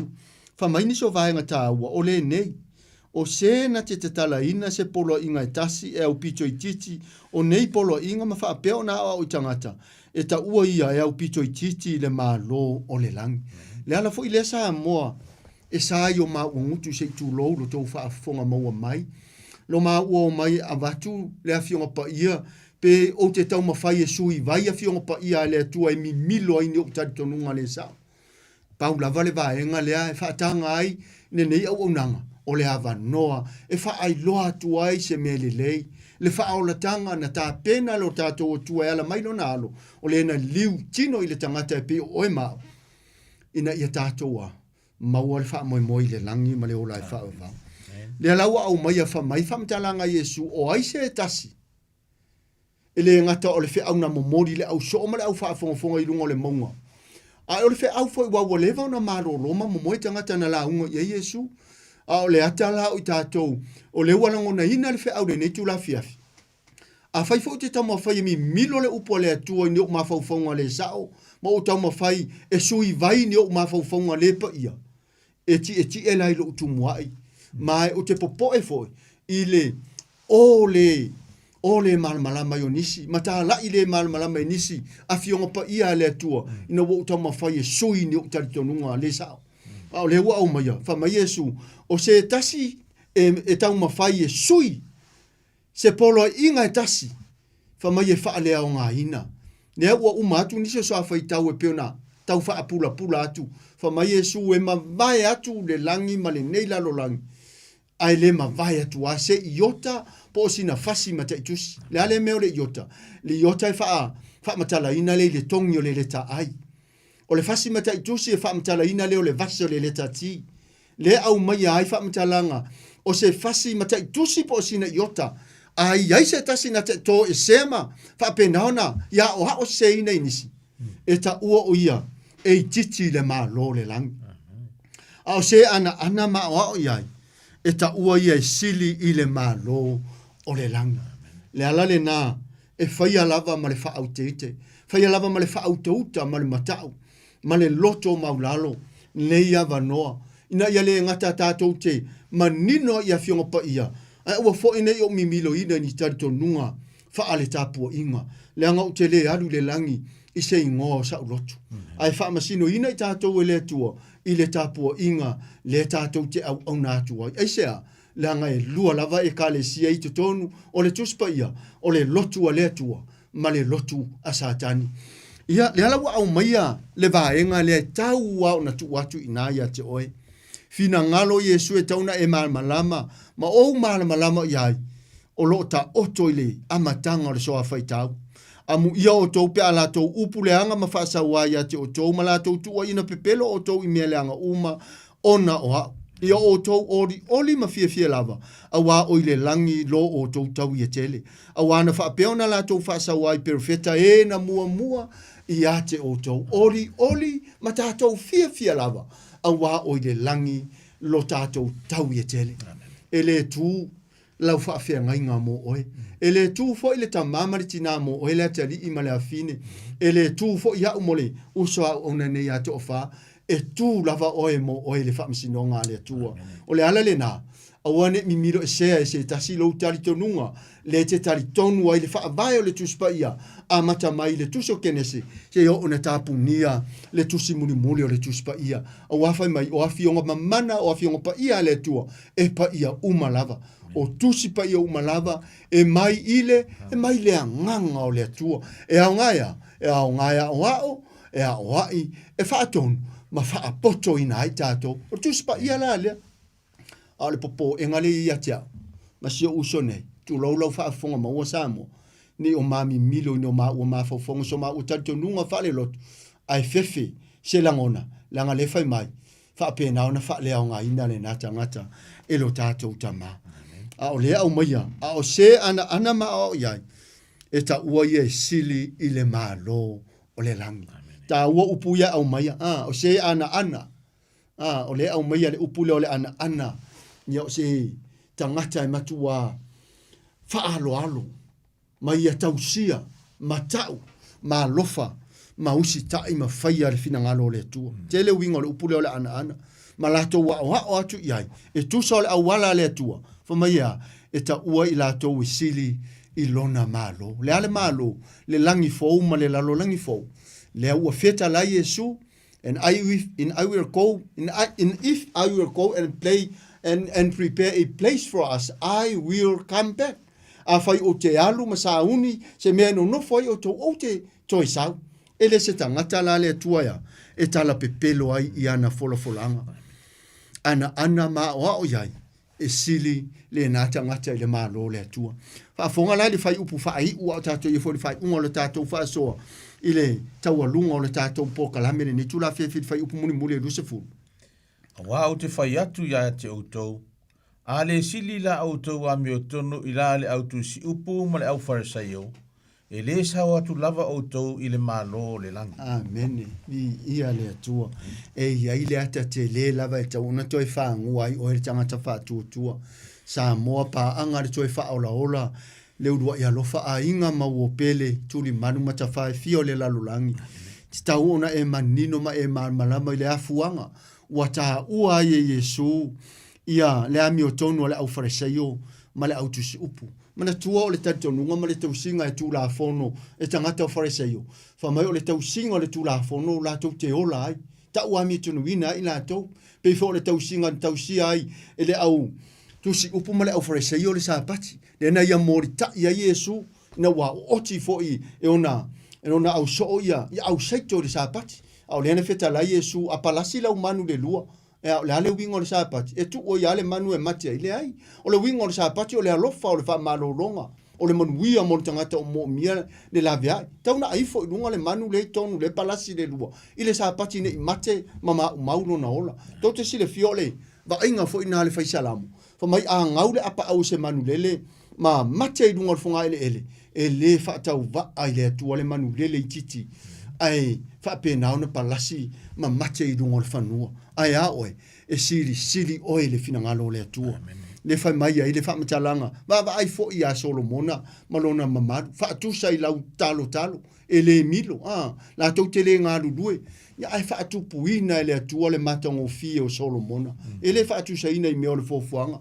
O le atale na e ta o tua i ati oe peo le launga Yesu. A le sili lau ami o tonu. Malata ato ami o tonu. E fa atusa atu e sili atu i farisaio. Ma le autusi upu. E le karenti la tātou mo le malo le atua. Ai sea, le anga o tangata ami o tonu tangata nei, ai se le awala le sa ili e leo lātou ami o tonu. O le tausinga o le tūla fono le lātou te tausia. I le lātou fo i awala ma le lātou ami o tonu. Peitai, e le o le awala le atua. Le la au mai le atua. A le sili atu la tātou ami o tonu e peo le au farisaio ma le au tusi upu. Ia, e le se wha moe tātou i le langi ma le ola e whaavavau. Samoa, e lau whaafongafonga maua, lau whaafongafonga mamala, lau whaafongafonga mana i le netu la fiafi, le wa au maia nei fautuanga, e le anganga o le atua mo oe mai tātou uma. Ai o le ata la fo ia lava, ia avea i tātou mamasima o le lalo langi. Ia avea oe maau mai tātou uma, tātou o malama. E susuru atu i le pongi sa o lo iai nisi o tātou uso i whainga sa ua, whainga whaalata, i whainga tau whaafefe ma le tau whaamatau a sātani. Sili o na susuru atu lo tātou malama i whale pui, na i o tātou whanau pele, ta mā, tina, uso matua whaafina i hele to ese, e uni o tātou ulangia, wa tātou te leilo, e te lesi la fia ma o lo foi, po oe atai au i le whale pui. Po hau foi i le lava i aso i le whale pui. Au le, au mai le mo onga le tua. Ina ia whaapei tātou o le masima. E whaapei foi o le malama. Ina ia susuru atu. Ina ia tofo le ia i le isi tangata i le o ona o whainga sa wasatani. Ma a vea ai o ia o se kerisiano. E le whaaforinga au se kerisiano. Ua susuru atu lona malama i le lalo langi uma. Samoa, tauna i anga le lei le atua, mo i tātou le nei tū la fiafi. Ma ai atu fo'i ia male fa e tete fo'i. Ia male maniti o le tino i la fonga fo'i wa va ai lunga o le social media. Ia ona o tō fasa ili fo'i a Samoa. Ia peita ia le o se mea o whaia lava i se tangata o le tō wha le atua ua tali mai. Ia i le tangi atu o lo tātou atunu. E le manuia Samoa i se tangata. E manuia lava Samoa i le atua. Pe ai ni tangata e tumu i le mana. Pe ai ni tangata e tumu i le paia. Pe ai ni tangata e pe o le tofo le leia le masima. E iai le malama ma le tuunga la mepa e susuru atu. E le ngata e le na se aso. A o taimi maso uma. Ma li liu ma iai la tau o ta ase i whainga sa wā ma le porlonga i la lo lima wha alata o satan. Tauna i anga le leile atua se i uleo ua avatu mo i tātou ia avea o se ta iala, avea o se toi whawhangu, ia avea foi o se whetua o popula i whaiva ma whe au o le vai asofou.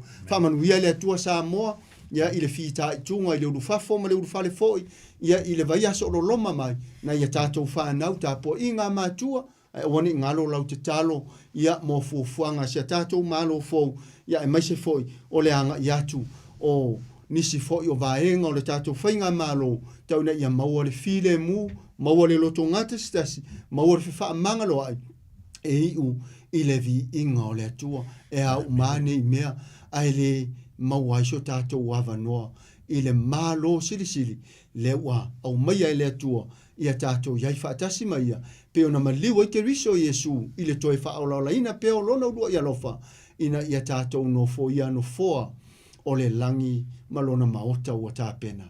Whaamanuia le atua sa moi le nei tū la whiawhi. Niso polkalame muri mai maua peale malosi le sunga ia sau seu e tiu te whai o le nei po a me se foi au na le atua ma niso muri mai polkalame whai tauna ia i le whaunga mana a le anganga le atua whaamanuia foi le atua Samoa i lau whaafonga i le nei tū la whiawhi. Tātou whai le talo.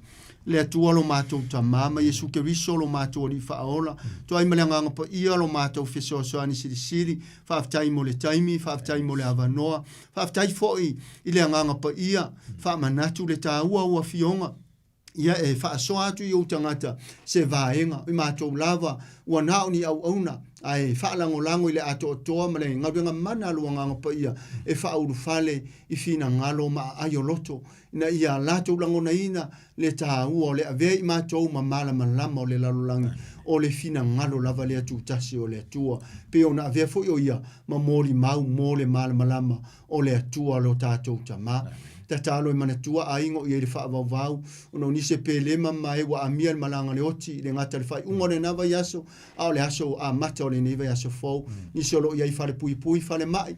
Ia maise o nise whata unga ina e te moni le utu vāpea o sa uanga mata ngai le au kerisiano ono le ino sia ma le ito sa tani la upu.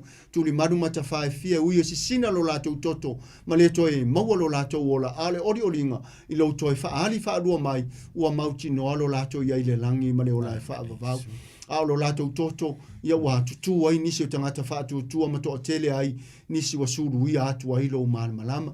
Vea lau upu le nei tu la fiafi o le aulo le lei fina ngalo ma wha moe o lau whanau. Tai tolu ina i pei mātou i whaiva ma whi au o le nei vai aso. Ai ma se whi o mālo longa ni nea fiafi. Sa moa mai tu di manu ma te whae fio le laulangi wha manuia lau a fio mo i lātou. Nisi le tau lio le whala a purusi o tau whanga. A me se whi nisi e mana onga wha apitoa ma mai tū mau. Ia o au mālo lomo i lātou. O lo mātou te taro lea. Tu mau mai ta mai o mātou lungo malawa lea lofa tu noa lau fio. Le file mo Iesu Keriso. A to aita ma male maftanga ma whana ma luanga ngasa. Whamanuia foi lau ona ia sau. Mai se foi o. A inga ma ekalesia ma nai whanau tapu ai mai whamanuia foi na ma umalanga atu le ala. Tai tolo ina i mātou le savili ia matūlango i ele tau ma le malulu le nea fiafi. O lo mātou talo lea. Whaaftai Iesu lo whaafonga mai. Tele pea sauvi inga. Amen.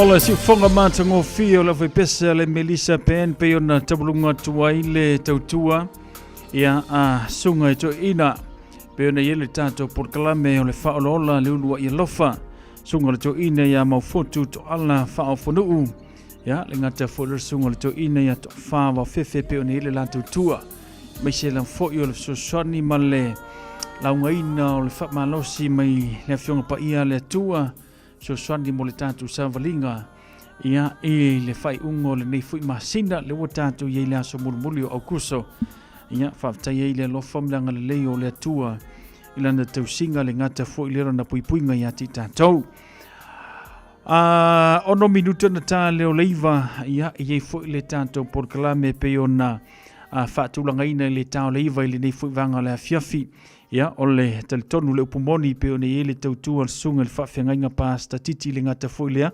ia ole fritua pe ona masani foile la tautua le tau leiva ia fiafi o aso sao vai aso titasi ia lo doinga tanto por clamina ole toto le fiafi nei ia ona taurunga foile le tanto por clamina meso le tanto tautua ia ile nei foile fiafi uina lo wale tulango tau ia evi ia le lo fole tu lo fa penalava ia ona so sona mai mo tatou le nia fiafi anga le ia na ona le tali watu mo te malawa ia le ngata foilea ia o fufuanga pi ona ia le fai unga ole nei foi vaenga ole vaiaso ia bisi tu te fai ma por clame fanga solo ole amatanga ole vaiaso fou fa filo ai fa talo fa si fo ti seu fa tale fantasy mai le ngata foilea va se lua tala le lei ai yolupo ma lo si fo mruia fa tale fantasy mai le nei foi vanga le fiafi ia weta susta pali sina lo fa tu mo to fa tele fa tasimai ile nei fo ia fiafio le tanto por kalame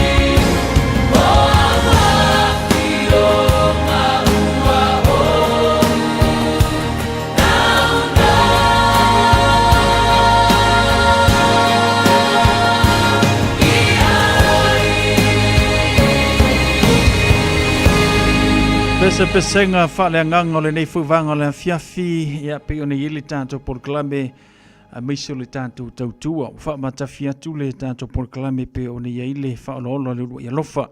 Ia, a le fōua tātou taunu umai whapopongo le tawalunga o le tātou porklame ia pe o na masani aile ni ia fiafi. Ia o le tonu le upumoni malsunga le whawhengainga pasta titi sa le pe amal whaletua. Ia pe o nei ele la tautua ia fiafi ia o asu sati. Tasi e uina lolo wale tūlanga le tau. Ia ai le mawhai lavo ana tuua le tautua. Ia male ofo i nātu le ola e tautua au auna i le atua e ala i lana ngā luenga. Ia o le melea whapena ona whafonga mai le tātua tinuu. I le neia fiafi le tātua proklame pe o na tapena ina. Ia le ngata fo le saunia lan sunga le whawhengainga ma le whaletua I le neia fiafi usi mai al whafonga.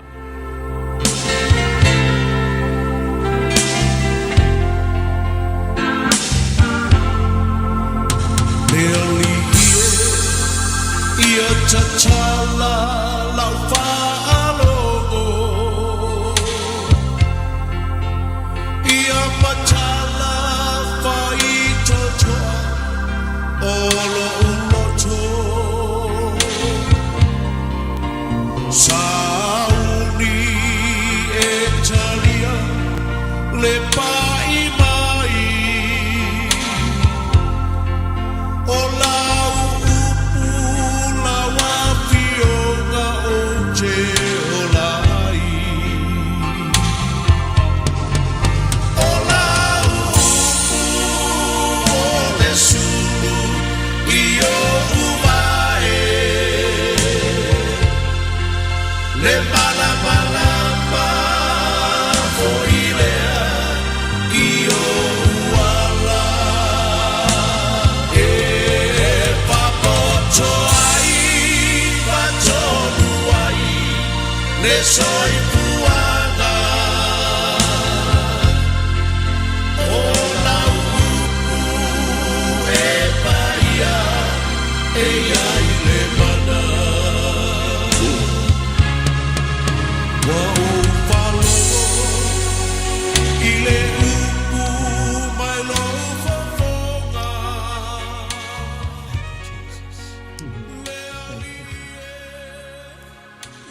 Worship you. Hallelujah. Tama. No matter what you are. Pe alu le nea fiafi. Mato whawhitaia. Whamanua tūlo sua whamanua lo tama. O tino e mato loto e lema whaina lanu e loa loa tama. O tino e mato loto e lema whaina lanu e loa. Lo le lei. Lo whamaoni, lo siri siri ese. La wami tonu tama. Fa leo pe mare loto e whamaula lo whaftai. Whaftai ia lau a fio e leo noa o mātou tamai le nui aso. I mea uma au taimi uma. Whaftai i siri siri tama ma te leo mātou loto. O lau whaolatanga ato toa o umo na whata bena ma whata unu ulunga o le santa. Whaafteila upolo ola o lo onga lue. E le fo I fua e whaavavau. I so se teimi au so se mea tau o langa inai. Whaafteila ua nganga pa I o le wheso soni sidi wa e fua I o leo lo a fiu te tonu o tangata. O le whaunga mātou te malolosia I molo malo molo vi. Wa wha mau whailunga inai o tangata mo lau fio. Lord, we thank you. Te walanga ina lau pule ne fiafi la mateina, so lava ina whaiwina. Siri o wala siri e shelo walofa tūno, ngā tio le whatau wa o me whingaruenga. We whaafira I se mana o ngā whamalia I se ngānala. Soloto se loto mafatia. Si tiani a venga ngau siani amo i le mana o lau upu. A whengau yo ya i loa nganga pa ia. I me uma le mali fuolo waro pele. E wa me uma. I le fo i fuola upu whawhetai manu pui puia i manto uma. I o wa awa lofa. Tu mau ia te olavi inga nei masoma. Praise God. Ala ia te o Yesu te talo al whawheitele. Amen, amen, in Jesus' mighty name. Amen. Hallelujah. Praise God. Hallelujah. Hallelujah. Ia le li le nei fo i tula le fiafi. E whapena ona whatalo whaatu. Whawhelo ai atu tātou po kalame masani o sā. Taitasi i le swafa whapepelo Yesu Keriso. Si o tātou atu no pelo Samoa. I le nei a fiafi. Pena ona whatalo whātu ai I susunga whawhenga inga mo lātou whātua au sina o Samoa tamā matina se ia o lawa I alo ma whanau whatalo whātu. Whatalo whātu fo I tātou viewers I lunga le Facebook, le YouTube. Io whea lava lo o awa tuai le au nanga le nea la leo. Whatalo whātu. Whatalo whātu fo I elo whapena o na manatua le nei por kalame I lātou tau sanga molia I le atua. Whaonga ina lau au na whatau wa o titi salipia. Whatalo whātu. Whatalo whātu fo leo au na ia sau ia mātou ngā lua fo nea fiafi whamania te lele atua lau sunga ma le ainga. Malo lava lon sai. Ia whatalo whātu fo leo uso le nea fiafi. Tai tonu I alo no whtapua I mai. Malo le alo lo whai le atua. Vi ia ta mai le au noa.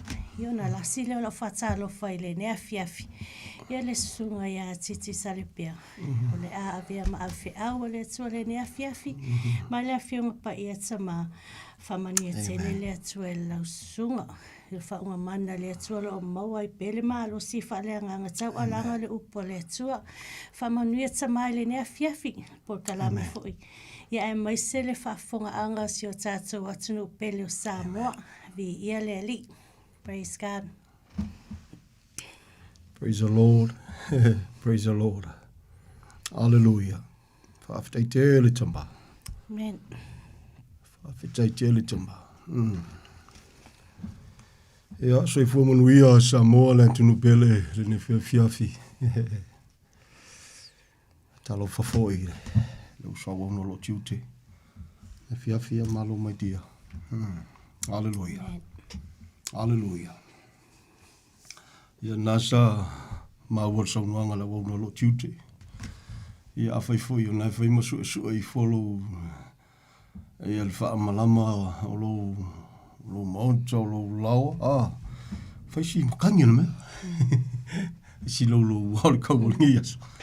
Ia ai na ona toe na ona manatu ama manatua I le aunoa le mena tupu I lunga o le santaurua o le alu afe tausanga Samoa. Ia ona oli a leo le loto. Ona alu a le au na whaia ma le oli. E le whaia o se kama foi le kauanga whakaungu. It's an honor to serve him. Amen. Hallelujah. A mawasi ola se malosi. Ia I lalo lo nalo fatunoa under his grace and his grace alone. It's an honor. Tolu fitu tasi lima iwa tolu numero mfina e so tai mai e pe e mana mia se fiso soani so se vaenga o le tusbaia. E te mana mia ile fiso soani I ona tūlanga pe te tau pe le te tau o na o uina whatu la whanoina. O le mea ua mautinoa e le foi fua le upo le tua. O le mea ua mautinoa Samoa a whai e le langona e te ngata Samoa uma a I lato uma ua whaafofonga I le nei polkalame mai le fia tausanga o mawai lea lava e tau alangaina ona o le lofo le tua ia Samoa. O le mea ua mautinoa o le upo le tua e le foi fua. Ngā tia le whatawa. Ia le ri. Praise the Lord, praise the Lord. Anga le leile tua ia te o le nefiafi. Tapena fuila o na whaasoso mai ia pe mana mia. Ia o tala noa tu fuile ne fiafi. Praise the Lord. Sei fesi o mai kalari. Ia via le ri whafteile tua. Anga le leita ma. E tu sai ma le Tanto watu nu o Samoa ia manatulanga sa halo tu ia i le lava yaso. Ia tau te whafafonga i le tātou porkalami. I le ku se piko e kasi. E tau alanga pēr le whiau nā lainga a laura ua le tua o ke sau o ke ngofa kurunga ngi Samoa matala no antu. O nai, le mawhaila na, o na lue se mai na, ai ole soifuanga o au o le Samoa. O lo te talo fo i mo le atu nu o Samoa e misi o le tangata nu. I am so thankful. Amen. I am so grateful. I le lofo le tua, you know what Samoa? Whawhitai wa apa mai a le tua, you know, o ie. Whamanatu ia Samoa e moni a. O lo manatu mai le tua ia Samoa. Amen. Wa intervina le tua ma. Apa mai a le tua. Ia. Ia leri. Praise the Lord. Whoever will tu lai. O te jalo. Ia. Anga le leifi so swani le tua le tu. Folonga foi ma le tu lai mai. Praise the Lord. Whawhitai le tua ua. E uia fo iang folonga kai nisi ia po e fo ua le o mwhaina tu lai mai. Ia o mea lava tutupu. But at the end of the day, Samoa lea tunu pele o le whiau jau o lea. Hallelujah. Aua ne ngalo ia te oe Samoa o tau ia sa awai sa kama mo e sa valinga ma le tamu whainga mo ai lava e a. Aua ne ngalo ai fo i o le o tu lai mai. Ia le whainga ma lo fo i po le patia le fast whamanuia le tua. Ia te o tau uma. Ia mai isi fo i paki. Ai o le wingo le whamtalanga. Samoa le antunu pele. Aua ne ngalo ia te oe. E iei le si malo e sili atu o na whataua ia te oe Samoa. O le malo fai mele tusi pa ia e le mawhai o na malue lue. Amen. E le mawhai e se ngalu o se wha o se alava o na malue lue ina. O le malola le na ia e mauti noa. A whai ua manuia le tau mawhainga. Ia a le sa e tāpua ima e ave i lau tika. Vi ia le li whawhitai le tue lona lofa. Fo i le malosi e la tau e ngā lulu e ai i le soifuanga le tino. A ia e loa Samoa. E ngata e mawai. E leo o i le si malolo ti tala noa tuai. Toi whamanatu le nei afiafi. O le malole na e mga omia e Samoa uma. E mga omia e le au le malo. E ona tai. Pa le mia le kapeneta ona tangata nu uma le malole na. O le malo e pule awa waila le tua. Praise the Lord. Tala tuspa ia. Tala nisi o mea tutupu i le teimi mal tu lai mal whainga malole na. E saua whe mai pise iska mai. Hallelujah. E saua pingi a kula i mai aile a le maunga. Ma kua mausalia o le maloe whavavau. Le malole na o le mesia. Le malole na na whai atu si ko ingo ai. O pilako. Ai loa li o le kia le pule wako ai o i le kia le pule kakalai fo i oi. Ai whai mai le upa i e su ke riso. Mari e lau susunga. E leo ia ki oi le pule langa.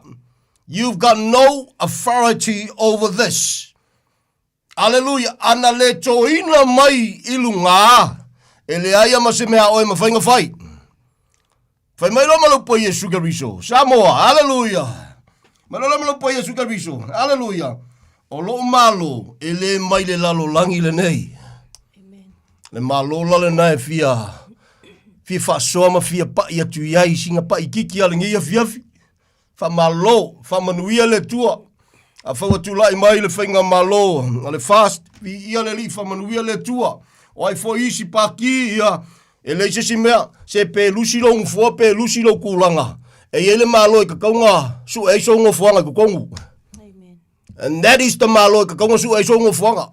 O le malo la nga e le fai ai la le mele. O le fakali o ese yo kunga ka sko ke le sapoto ina ye tu la no. O le malo na e fua uma ya Yesu malona maliu. Ai le mana ia Yesu le na malia le lau susunga. O le afinga cha. O le malo le o le malo e fua uma lava ya Yesu. O le na whasa taurua ina. Loulu whale ma veo ma tangata le malo lea. Ia malo ngā e pese ma e la unga ai ma e mori mau ai. Ai ke le ulu whale ai. Samoa le atunu pele. Angale leile tua ia te oile ne fiafi. Praise the Lord, praise the Lord. O le malona e fia. Toi. Musu atu ma toi whamana tu atu ne fiafi. Amen. Ia o me whapene ia. O kaika fo ima sangi fo ime ia mumu. Ia tu lo mo ka longa. Lau le ka ua kul ka longa ka ke fio loloi. O kelele le o ke fio loloi. O ka o iai inisio tu langa o ai lunga le levo lunga ia ma whamanu iai nai. Ia, praise the Lord, o ringa tala. O ka o ila le langona le ngā le mo manguio se a. O le umange ua. Whamangi e inga i le kamu whai ngai sole se. Via le li, o le langona o le soifuanga nei. Ia, o tau fwoi la le langona fwoi leo. O le aku e o whamangi e inga. Ia, o kanga whanga whokale, o ka le qualify i le tūlanga sa o ka whi ngau e fwoi. Via le li. Praise the Lord, a o le soifuanga nei le tino. Ale mena e matango fie le malo le ua. Toi whamanatu le nea fiafi Samoa. Whamanuia le tua ia te ohe. Praise the Lord, praise the Lord, praise the Lord. O le mea ua mautinoa. Sa mawhana whana fwile loto e le i tā ua e le i. Sa mawhana whana fwile loto e le nā fwoi i pol kalamu mawai atua. E whafonga Samoa ula fwose upo e whapea. Via le li o lo mawhana le loto e whaptei le tua. Ua tali le tua, tali a e siri atua. Le tali a le atua. I'm not saying o whapea o ai wakula i mai po ai ai ua. Wa mingo ile tua soli se kaku. E amana ia le tua e iei whaiwhi au makakau sa kakalo. E iei whai ma whaiwhi au le makakau. Sa kakalo foi. Via le ri, o le talalal tuspa ia. Amene. Whai mai le whatonga al tangata o aperamo. Se le tua e se whamole mole. Whamole mole. Se aue ki ko sa mai. Ia se lima se furu se whamole mole. Mwhainga e lawe inga ngai fia ma fia. Afe o kangaka. Wai mai leu po le tua. Okay. Apelamo. Po le ale whale kongo le fia ma le fia afe. Ai lang kangaka e makakau e peunga e sau ngomai. La o lawe inga le ngu. Ai whalong kusko inga apelamo. Asur ke le langa ngu mela. Ia koe laku koe pipi ia kuma se whamole mole. Awa ke ko sa mai. Ia koe laku le singu mela. Ia wasau lalo le mela. Nga sau anga kar se fulu. E mai lana upu. Le tua e lau tue whai atua le whamole mole a wati tō sa mai. Ai a whawhiwhi peise ko se fulu. Ke lawe inga nge ngu kele. Mane ele upo le tua. Samoa le tunu pele. E pea na whasoa. Nga ngofu kakalo umo Samoa. Ai al kakalo sa whafonga i le tua.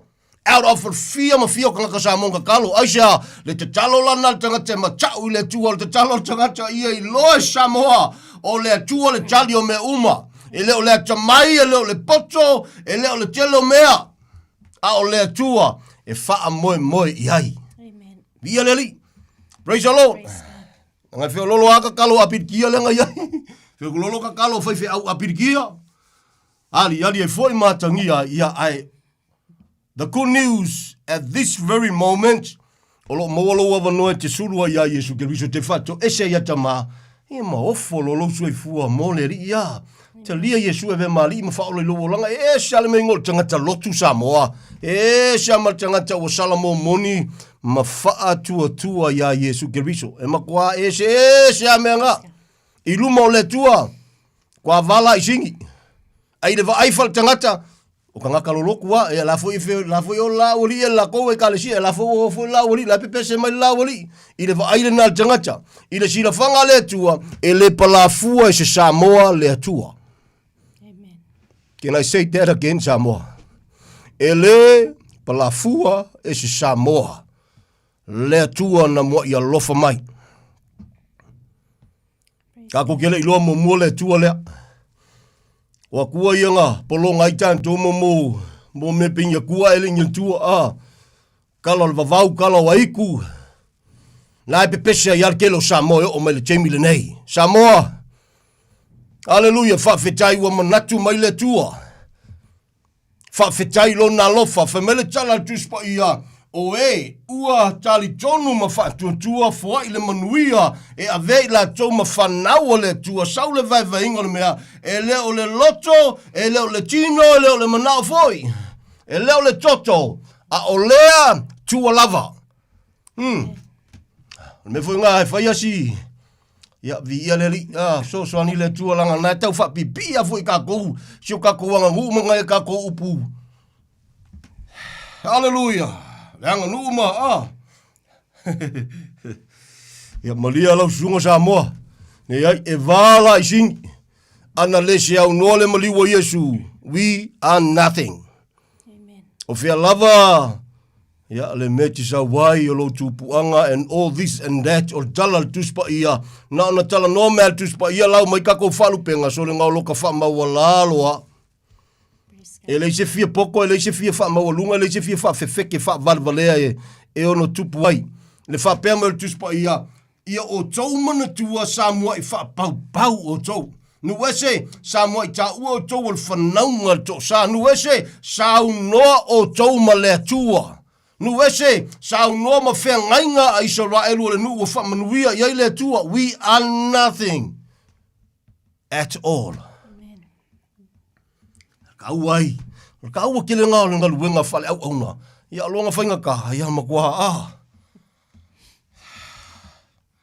Wa kide lola le makaka o kele o kanga kalu loko mai ka le sia kalu pa lafo langa o kele o fai au e le fai au uma ai ole to tell I'm not afraid to say that ole makwa oki ole mea via le ai te fa fetai le tua na fa fofonga le tua le to tuli atu se fai au o lo ia fai au le to tele mata tau le tua i Samoa.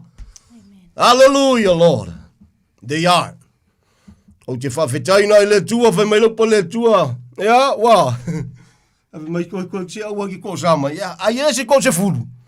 E ai oilas ko inga, wa peramu. Ai wai oilas ko inga, ela ngona i lona lotu.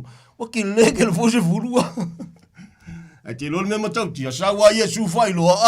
O le winga fam talanga. Sa wa Yesu ko fa makala pe o fa wa ile melenga yo yesinga ko inga. O le winga tala. Fe mai ya. E o ale ma mo kasi o se, e sa wa o ia, e sa ili. Le ma moi. Praise the Lord. Amen. O se. Kofia, kasi. E saua. Solo i se si famtalanga. Pe fa peanga ko kasi al kanga sala le lalo langi atoa e saua Yesu e maliu. Wow. Pa uma lo ia kako ia o le nga. Asi longa va ko kele o ia le kele mele mo ma ile ko kele ngu mele le sawia. Fai lo se me ma ko fa ka ai asa le me va ia ko fa vasi ko va ko ngal ko kasi pe ko luai. Ia Vai ko foi ngale vai ko se vai ya. Hau ye lu pole tu suri. Ya via le li Samoa le tunu pele. Ole malole na ia e mautino. O veanga e ku o veanga e kapua ai. Ye e mautino. Penga manguia pele manguia lau kapua inga. Olo ia le avanoa. Ole avanoa ia e mautino e ulu fale le malole na. Ole malo ele mafai ona malu elue, ole malo ele fual ko kelengi paki, ele fual ko keleng kangaka supporting oi. It all comes down ile amana ia e oe o Yesu na maliu pele ai. Praise God. If so, the ia leli. Pele ko keleng kangaka o lo maliu lai paki le langi. Tala tuspa iolo macha mai le fa potonga e to tele. Au angelu e fia mano ni mano. Au hallelujah. Mai oli le langi sole. Pe e firi. Hallelujah. Tu sai malupo le tu e te uru fale tu tonu na malole na. E le alua ila ua kako masu kako fia iloa masu kako poko masu kako waka mai masu kelong i mea le ai. E le se me fa pena. Simply. Famtalanga tu sbaia. Tau tino ele pu filfilia fe mai ana o molitino ya utaya fa tasima eleni momu alem tau pu salamo. Ele se mengo se fakanga salamo ile vale. Ole tangata o salamo moni salamo mai le loto. Acknowledge who we are and what we used to do. Leo langa na tanto wolai o ga ko kifi mai. Alo fa pe fa tama fa mangalo lo tangata nga salama le fa tau va.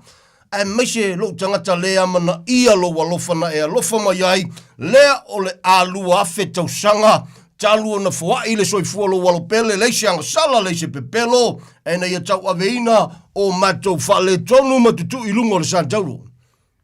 Beautiful. Hallelujah. Amen. Mai whea tu loa lo wala le nei mo oi. O talio eve mali ma faola lo olanga. My Lord and my Savior. Praise the Lord, praise the Lord. That's all. E se foi la fingal me ngal malonga. E kau suengi si ako kau faingi fa mo mongo po ai. Hallelujah.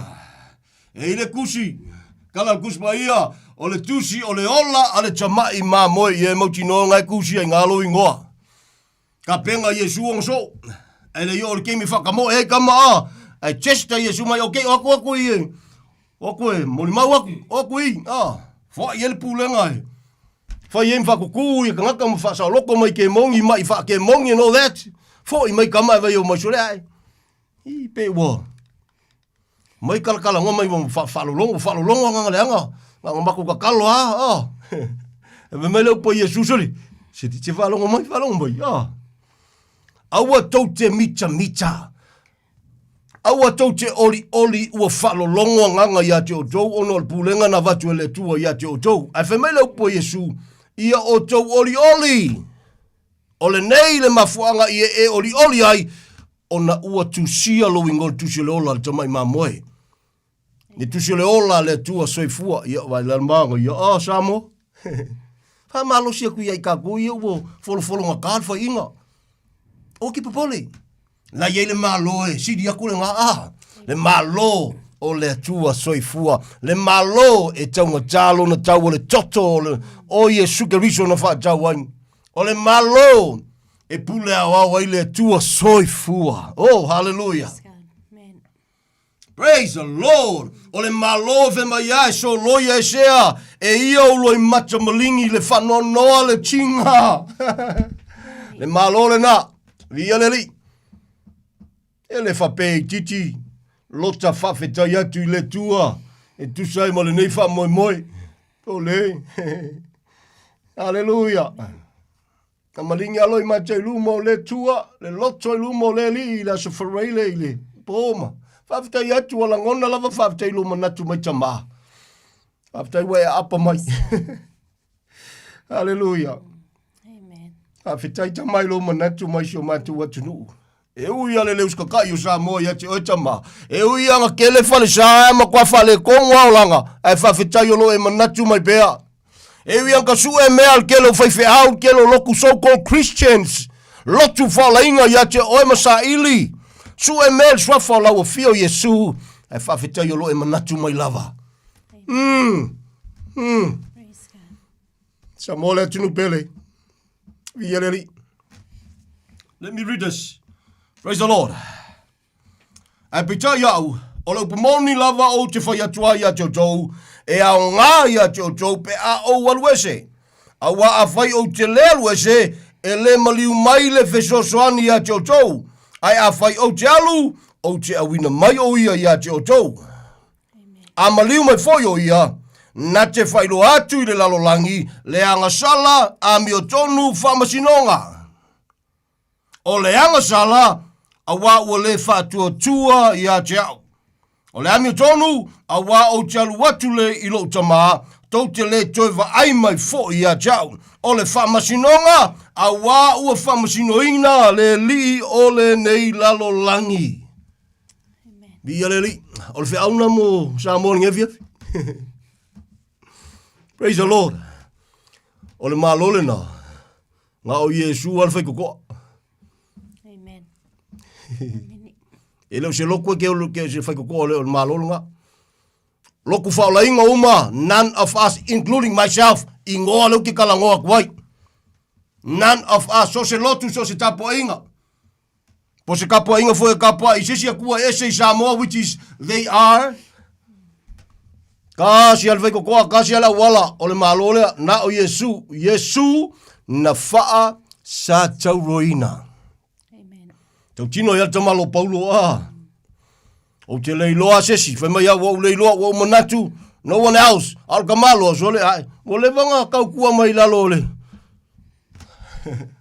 O le nuu lea, o le nuu na whamanu i ele tua mo si whenga inga malentua. Eina wa pupula mantal te malo whai mai le aila, e le sesi mea, ua na o Yesu na whaasa jauroina, umalo malkuspa ia. Ke manga kua whai lima i tia, ia. anga le leile tua ka ku man tua pe te talo ka ke fia fusia ye pe AF Gods pe afina ngalo le tua ka ke fusia ila ka ai ma amana wa yo le lopo fe wa la lafi ai. Man, I love to hug you guys no matter what. As long as Praise God. mo le malosi mai le tua te tau ai lona le lei tau lona fa maoni lana fa la tanga to moli mawina mtala inga po ai asole po le alo po au manga ku au fa mtalanga ele jisi me so ngole alofa aisha ole mele kupuru ngosa ka lo it's real le mesole ngole alofa Samoa tunu pele aisha ekele lava tia le to sa lo anga mai ya te wala pea. Praise the Lord. I even open and even invite any se Samoa ia po se kai foi po se fai fe au sumangi ka ku mafuka ku kalngoi le lo fo le tua le se kalango se loku se meu fa manguia i le tua ya ngamo ka ika fa fe kai le tua fa fe kai ku foi o se nga fa ka va fo le nei kama ya au nga mo laususunga ma se au ainga ma nga pikole o le to vine o ka vi ia le ia vele manga yo na tatu nga lulu ya le nga lulu e puno wa i si tie lungo le sofa manu malo o le tua fe talo ai fe fa malo si ya o le kawa le fa le kingo fa le nganga. Hallelujah. Ele se kala ingo se loku. Ele se kala ingo o pai mala vai. No. O kala ingo le men kupulu ngo san tau lo famele tu si na fai tau. Ele po Yesu ke lo e ka wo yo. La war. Na nga ule alu ye ko ke. Ele afio mo yo le nganga ba ia. Ai afio mo le nganga ba ia me ko ke mga mia. Ai afio mai na te faali le anga sala a mitonu fa msinonga. O le anga sala o le fa tua o le tangata ya Yesu. Wa mo mai la le se ngo mel malo le mal ka ko finga malo. Kele solo me fe lava sai solo la. O le ale me ya. Fa mamulu ku le ya ka ko fa ko ngele ku la fongo fa ngele me fa mel gus ba ya le e kasi ya la ku la fongo le malo le. O le ya fa mo lalo ma fa tua ya Yesu talia Yesu lo wolanga o Yesu le tali. Ma ya o le anga sala o le fa tua ya Yesu. Aisha o le kali le o kanga ka soifu uma. So se ngangana, so se lanu. O nao Yesu ke riso ale tali. Vi ele li. Praise the Lord. Ole tali lau tato umali. Amen. Hallelujah. Praise the Lord, praise the Lord. Whawhetaya i le tua. Ia. Tali tonu e loto ele, i se menga kupu whape. Ke ua oso se. Se mai whako sesi le. Ia mesia i la tau ua. O le manuia le Ia mai la tau la sa manatu wha maua lunga wha le longa wha vale valea. As I said, too low. Ele kuau se piko se kasi. O le kalongo akula upo le tua mo so o se Samoa. Feo mawhai ngai longonga mai au. Am whai na tem whai na man nawai tu tonu mai man nawai whafo. No matter who you are. Amen. Hallelujah. Anga ile se sengo mea. Ia o le lofo le tua lo tau walanga. Ile se sengo mea Samoa. E se ape lafo makai makangaka whapenga ma loma. E se foi pea kalkalongo ngaka e makakau i le tua. I ele God is real. Ele ulongia. Ia le vi inga foi le tua. Praise the Lord. Hallelujah. Whawhetaya i le tua. Ia le li. Praise the Lord. Ele jesi mea li. O le anga sala. Puleo koupo au mama uanga sala ngai. Kusia ko le sidimo o le anga sala le o le ama. Fa mele tala tu spa ile yo lumba. Le tu tal tonu nai. Ngau kau ele kongo. O la pusala e ku ai kongo. Ya pole foi ke ko anga fai kau ala ki kau waso al fai kau. Ona o lou lei salamo moni mafatu tua ya Yesu Keriso. Ele ngakal kau waso la loku o sinin kau waso la fai loku. Elo foi Yesu ya joy. Hallelujah. Amen. Tala tuspa ia o le anga sala o le fa tua ia Yesu Keriso ia ifi. Va fela la wali ia fe mai o le anga sala le fa o le kaution sapaki. Ia le ia le la o le yone su no le faita watu. O le anga sala kasi ia. O le fa tua o fela la wali ia pepe sengel sapaki. O fela wali ia fe mai o le anga sala le fa o me le tua o sapaki o le se furuai. A tono nisi o le malama Samoa. Au nisi. Fai male lo ona le mana o le tamau a inga male maluali. O le sipili fa pala amo le tono tuspa ia elele lei am ka mafia ai Samoa. Mafia lau fai loku. Sipili fa pala amo o le manga o mea. O le kaukala i le mea tonu ma le mea sao. Ai le inga ka le kemi o pala amo so le kua whenga tuai. Sa wa Yesu la flow wal kam nga mer gaming le speedy fa farisaio.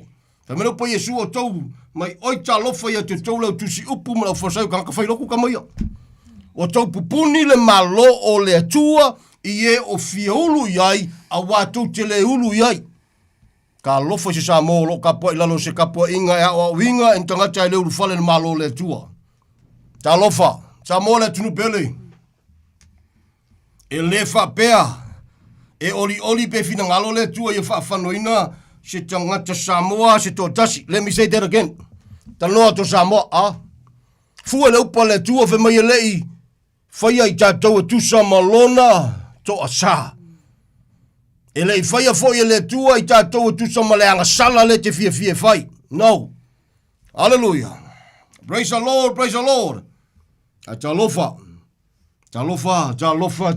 ma le loto e wha maulalo i le tua. Hallelujah. Praise the Lord. Tanga talo tatu tau Samoa.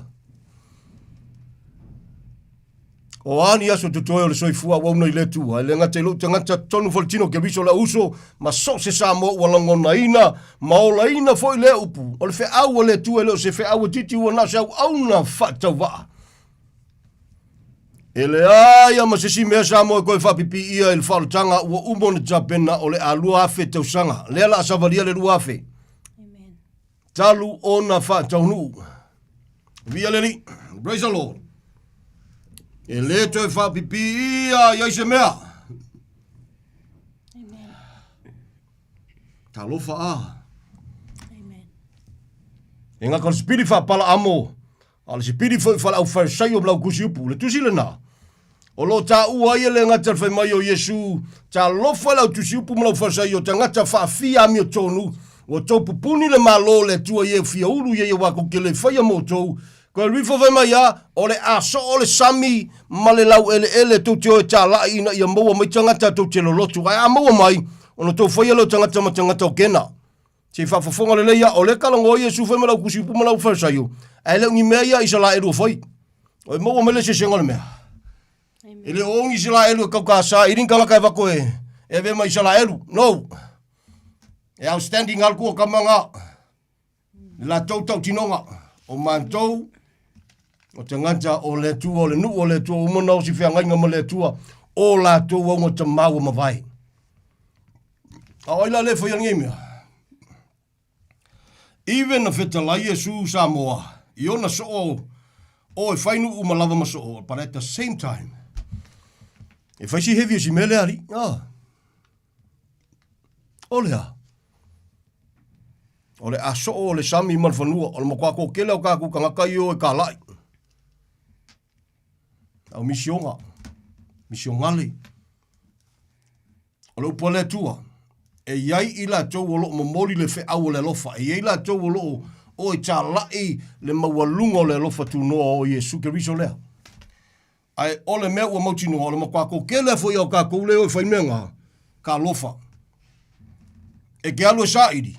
Ai maua mai, e le mo le malo le tua. Ai akiri ainga, na kau waso ngai kangaka.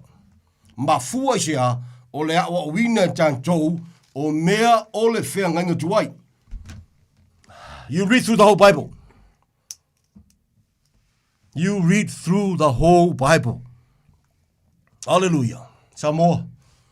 O na o Yesu na whasa tau ina le tali o mea malava. Ki re koe kau whawhai lo leo mai fia isa la elu Ta pese fua ile, sa paki a mao ainga. Inga e laulaua ia nei tanga te fua. Le ta pua i le aso sa. O kanga kau le ka pua i le aso le mangwhi ai. Ya, via leri. Praise the Lord, o le whainga ka. O le ika, o le si kau waso, i le si kau waso. O le whainga ka ngā le mea. Praise the Lord.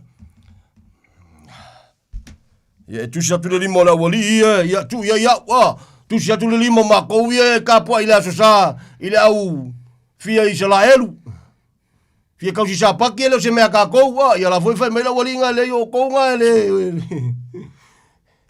o le mena tu pusa mo wi o ka ko uma ku ia ma ko wa le o langa le ka ko ke ai o tato ma ka si alva ale ka ko ke fola we jolin o le va o le lea mana ia le maliwa Yesu. O le telo tātou so kolo lotu whaolenga. O e malama ke leo le whale kongo le mea. Ia le ri.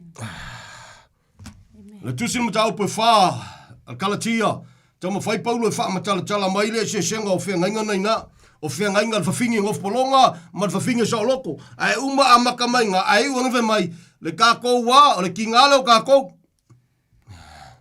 O le Yerusalema, fale langi po le langi o le tinga tangata uma tala no le sa lo toga e lo kala ngofa peke la ko ise kinga se heavenly mother wala ngai fu le lo ko fa pe ngala ko o bosul e le lo ko lo Samoa na tu chawa we know my there is a heavenly father so as e fu le heavenly mother ta lofa vi le ma ko kiekele me nga we kele fi mai Samoa ke lo ka ko ye ma sengi le Hei ongo saile, si fai kauli lau kuspa ia, wha mole. Ie peke wha fonga mai foi. Ie peke whesiri foi se mei ke leo malama, ka ke fia so soani atu. E lo se tala ingo se lotu. So se kaimi lava e wha whesiri eska ngaka. Lea la, uova ma se fulkausanga. Wha fonga ma te toa wha mole. Se o whai atu ale melea. O te whatau waa, mātou te whatau waa. Mātou te vai tau ma whai. Ala winga le whamtalanga, o le matango, fia foi leo le tau tala tu samale upu, tau tala ma le mauti noa. There is never a time out of le fia ma fia kangaka vidi mai. Never a time of hape mai. Le nga e sia mai le maule mai fai mai o le mele a lewa koe sui la wa onga. Never a time. Amen. O le telo taimi Samoa. E me fesidi ele si Samoa ele fesidi mua ya sesi. Al makau kia la ngau le lofo le tua e fesidi mai ele umal fesidi. Ala wa fe. Wa o me kai kele nga pa yo le tua o ke o kali le. Bi ele li e se makango fia lo uska ile tua mlanga upu sole. E pe anta whasoa, ia o lota, nā le whatau waa le tangata, o le tua e o le walau, au ka leo si kai kai ia, God will call somebody else. O le mela ngā oike, se maria lo loto o te au. O te fua, fui le wha. Wha valvale, fua pia fui le, o si wha munianga le tua, ia te oe le tūlanga. I'm just a humble servant. Amen. A le mea o mauti noa, peke le fia mai, peke wheku mai, peke kau ai maa mai. You cannot beat the truth. O me kau kia langa. You can only disagree, even against, but no one can beat it. O Yesu le tali, ai whafonga le whea, o Yesu. Amen. O Yesu no whasa te roina. There is no, ele ko iaia se sia o onga koe whaupopo iei Samoa. Sa pati, se fuluai, periko menga, ofu whakara loloa. Ia paula le malesi me le ua. E uia o meo le saulalo le lofa tunua me alofa ta ua o le apostolo Samoa le tunu pele. A tonu o nisi o le malama. Ua laina la tu ta ua i la tu apostolo. Ia o nisi, ua la tu i loa ai olea o le wha mawalunga wha leilonga wha valvalea. Bride of life. O whai kau akue, whai maile mua molko nito surua mai ao na poto lau pa ia. E mua apostolo so perfeka so awa masawa ia pe ali ela fale con que le fa fa si lo fa o solo el fia apostolo Samoa la tunu pele a ua tangi ai le o ilu mo ka ko ngai o ku. Did you know what tala tu spaia? Hallelujah. O naso nga tai e to solo muli ta to le mata upor fa tua. Makau kia. Ai sea e mau si le mau kuspa ia ai se le loko le si ia le mau. Ua lafi ai kongu le a le fa mau lunga fa le longa fa valvalea. Let me say this again. To all o ila tau e fia apostolo o nisho tau le malamlama a o nisho tau na tau te loa lava se a ua fai a ongo le manga o ila fa mau lunga fa le longa fa valvalea. In Jesus' mighty name, I love you guys. But that doesn't stop me from preaching the truth. Praise God. Ta lofa, ta lofa, ta lofa. Hallelujah. Me kau kia isi merenga. Ia whailo kau kingo le nganga pa ia. Wa solo muri ma tau por whatua tua.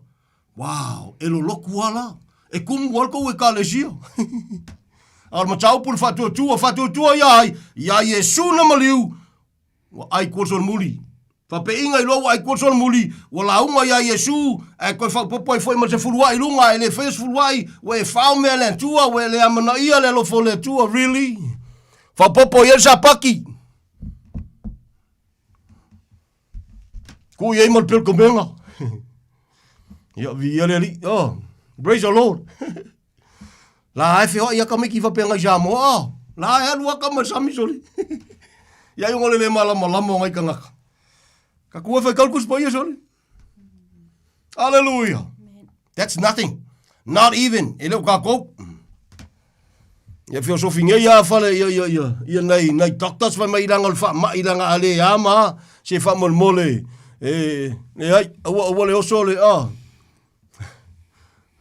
se ale doctor se le ale lo ia kingo. Se me ale tuangi nge foi oko. Le ku le sule me le mala mai. Kalangoa i lo sio manga. O me kaule tua ya ku pe kanga kaule tua wa ka penga inga le tua ya wa winga fa mala mai. Ai ku le sule me ke le lo. Ai kininga nge foi le me. Bia le li. Fai mai no la ia langa fa mai ya mama fai kau le kus paia nga fai ku le tua pelamo langa o ke a langa ngai pupule sio vai mi le sio vai mele fai mele ne ai simply o le fia ngai ngai mana tua ia le tua a pelamo o ke manga ku o le mele e alo lua e ma vai aku alo uma e ma liu ala so i fu le tua e fa vau ai o te mana tua pe o le mena o le fia ngai ngai le me so le sa ole Via leli. E ka wole a. Amen. Ya amen ya o ngaki la ngonga. Ko pele le fia a. Hello for Yesu ya te o Samoa le tunu pele. Praise the Lord, praise the Lord. Ole anga sala ole a. Ole le fa tua. Ta sial mengo le anga sala sole. Ma kau kia ke le anga sala le kala ngol kuspaia. Le ole anga sala le ilalo le lo fa tunu a. Ai sea. Po le al ko nga fausanga o soi fuka ko samo le al ko nga olanga tatou tu ye tatou uma ma sa bele o le matau tia na fe mai o le anga sala le fa tu sia tau o lo fa mo lalo mai fa tu ya Yesu le mo na maliu man e fa ta ele o me le tu mo yo lo hulu se pa ya le lofio vai you will become o le tangata fo o ma vai le o la tuai o le afafawina me uma. Amen. E tala noa le tangata o le aanga lala i le tua. Nau e fafia le tua.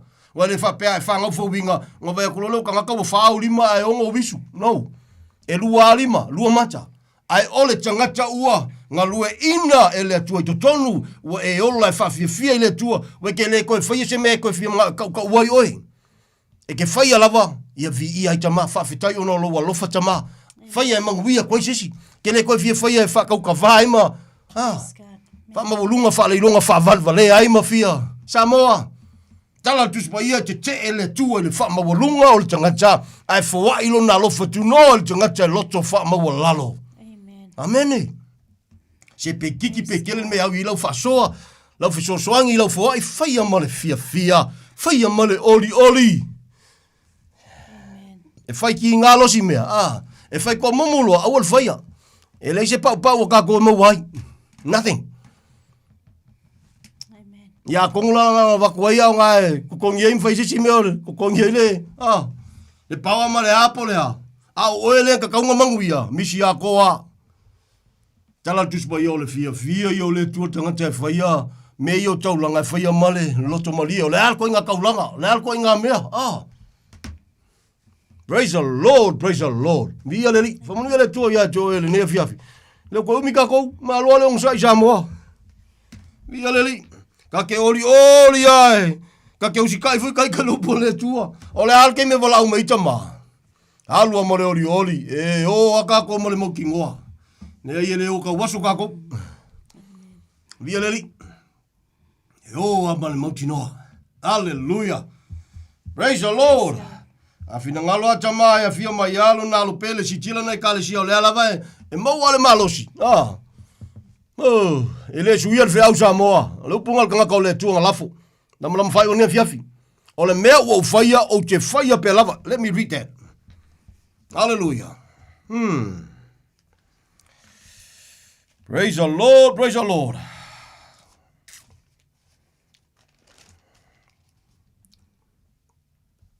hallelujah a le mea o faia o te faia pe lava ina ia le maua ia te au se mea e whaonga e i la tau o e ua fia wha pe atu ua la tau winga tutusa mai mantou i le ngaluenga ua la tau mita ai kalangal kuspaia hallelujah e ingosia la pe ele suia ele fe au Samoa ele fo se mafainga ele fa ia inga ele fe au lo pumongi e angi ngia le fua o le manu malo o le upumoni le tua amen o le mea wo faia o te faia pe lava o le o ngo fe lo tau langa ina o le na ina au nga sala ko protein yo kausanga wo mafai ina o manatu ka ke join kai ko kongole ya yo no le ma fa manu ino la to loto le fa fongo fa nga ina le tangata fa tau va ya no pele o ka mo fai ku ko mo kai ko kongole ya ai o le fanga ta e le nga tasi male upulu me via le li e mana tu al tau tinonga ta vita fa mel tau tinonga ta vita wow le tu wae wa shila fia o te mata o ya te oe na o le si fo tanga te mata o ya te oe fia ya te amen yo praise God o la ka funga ka ki ngonga ngia fia fi Samoa amen o le fai au ngei o le fa ka wa ai amen ta kiri uska kai ya ka mai fa ka wa ai au ke maka ile tu o le nga bo ia lo fo mai amen o lo fo mai mau tino nga o le sia fo fai au ma le si Samoa maka ile tu nga ke manga kua titi le tolua le te talo le nepito, le chino ke riso, i le te talo. Only those. Hallelujah. Tala tuspa ia langa o le taua ele fal chino e fale nganga. O le chino aia e loto i le chino. Ao le nganga, e loto i le nganga. Ao le mele makau ki hai. O le kelo le kingo, e le loko. Ai ongo le upo le tua, e ngalue le tua ea, e whaka milo ma whaka vidi la walinga, e manguia e kanga kai e loto ma matau i le tua. O le me makau ki ala nga. Amen. Ke mele. Mo mali ka wali maloli on sa. praise God Hallelujah. Antu le si kupu sori. Se ke fia longo se kala mai le tua. Mele si kupu le makau. Ya, ale o manga fai mai umala o wali ila. Kele perfect kala fai mai osol mea. Ya mal kol se lau. Pe ova ko foi la ko lo vai mai osol me oro yo lau fina ngalo le tua yo. Na ve mer kanga ka le tua fakari se o ko pelka si ka miu. O ke fia fa longo se leo mai le tua. Se fe au mai le tua lango perfect ke vai mai o ki a ko le mea. Lau le ka wengo la woli ya. Na. Ya vai mai lo mal kupule makaule malai mlanga susunga le mai. Sorry. Ya, e leri nga fa au nga. O lo le via ia fika fa au nga langa kele nga fol nga kanga me vai mai ai. E fa mer nga ka le tu, se ke fa longo ku ai. Ke fa longo ke lo nga le tu ai. Ya, via leri ya. Ya ami lo kamo, sau. Fa yaku ai ya fa mai alu nga sau alu. Ia whai maile, si tupule matau i le tua vai. Ka umele whi au ngau o mga waku le tua. Ia ka ulo. Ele umanga ka wako whai maile si kupule makau le. Vai ala o ia ni menga ufai a koe ngau me o onga me whai maile riria. A o me mangui a ia whai mai o onga. E o onga le whaalonga le Samoa e le a mga ia Yesu nga mariu. E o onga le whaangalongo ale whai whi au su e au mea le suafo Yesu. E o onga i so se Samoa. A tonu le malamalama o nisi. Au nisi, whai a mali loa, al mana o tamau a inga mali maluali. Ke lolo mea kupu, i ole ngā. Nau ka pungi lau kuspai ari. Pai aku lo marwhi au. Ngo ova aia lea. I dungo le aku maunga ngale. Wangi solo le lafu maa moe o leisi kai kai. Lale mea ua tupu. I ole nā. O lea ka waia. Ia ua laule i ungo ka kou. Ia rei pepelo soli. Praise the Lord, praise the Lord. O lea tua le te tapua iai. Lea nā lofa mai a Samoa. Ai le o amana ia le to tele o Samoa na tau o lea tua e whaavai eis. O lea tua e whaavai e Samoa. O lo lofa mai lava. Let me say this to you Samoa. O lo lofa mai lava. Ai o le mea ua mautinoa. E le afa, e le kuwaka, le population o Samoa. O la mata tau mamana ia le maliwa Yesu. Can I say that again? Out of Fulkoikiki, loko uma Samoa, e le kuwaka Samoa. O amana ia mamata tau, mamana ia le maliwa Yesu. Alai pepese malau ngai. Nga tia le whatawa, ka kere songa kaukala i se mea. Ai kaki kaukala i nga lua o le tua ma whakanga kai ka le tua. O titi sale pele ingoa, whakauwa aia. I am nothing. We are nothing.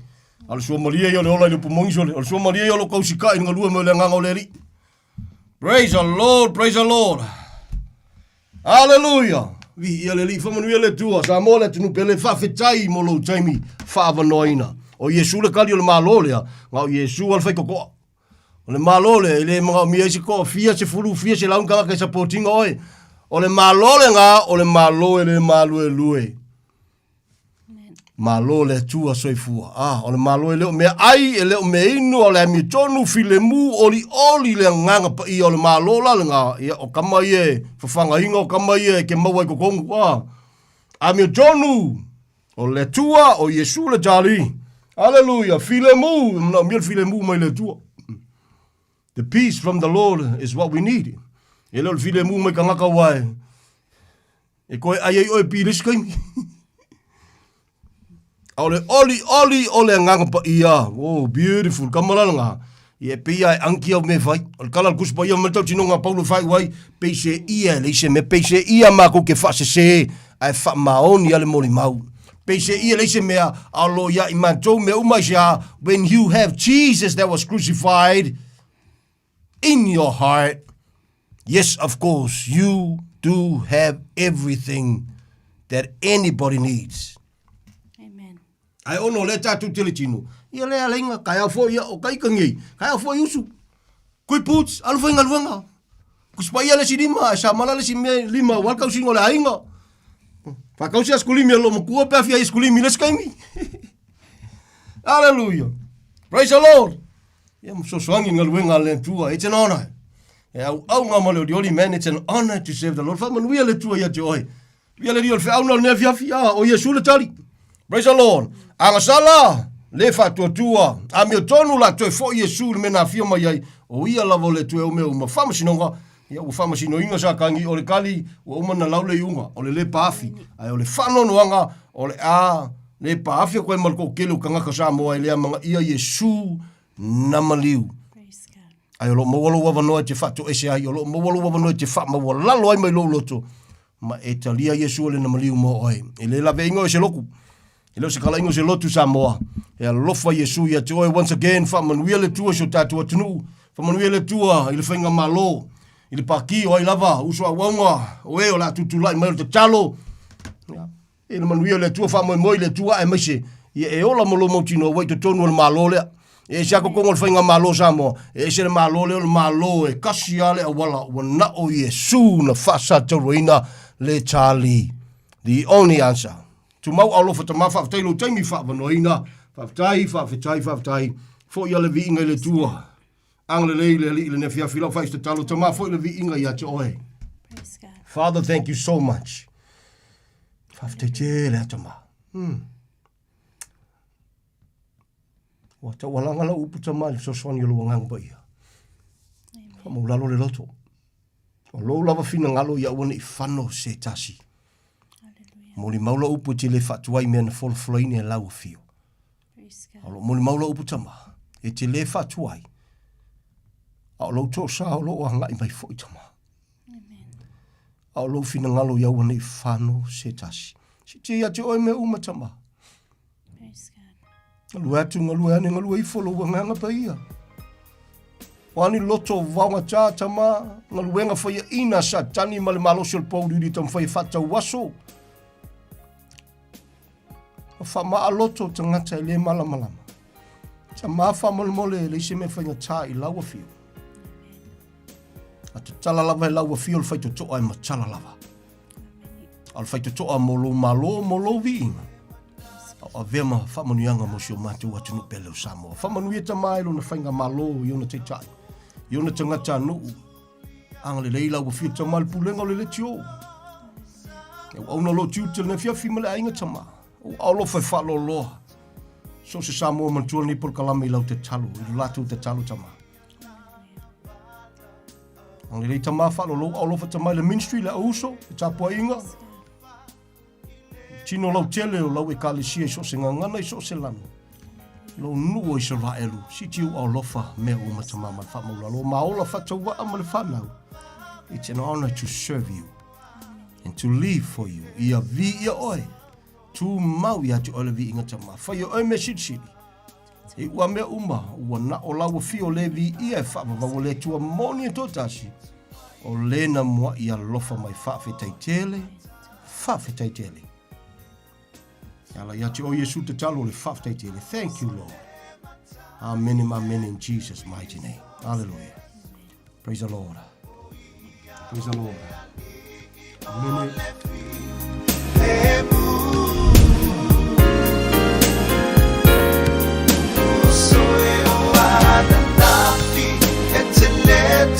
Mama mai, it's a day, it's a feeling ai, alona fio mai, to tele loa, it's a it's mai.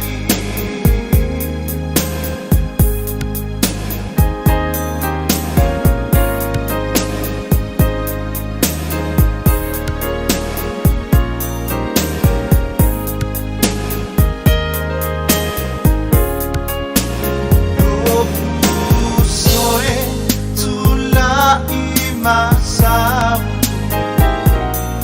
oh Yesu, oh lo, pala au na tema na omia, oh lo, oh lana, efa ao ma ilana fa olatanga, sola esenei, mailetu inanamu.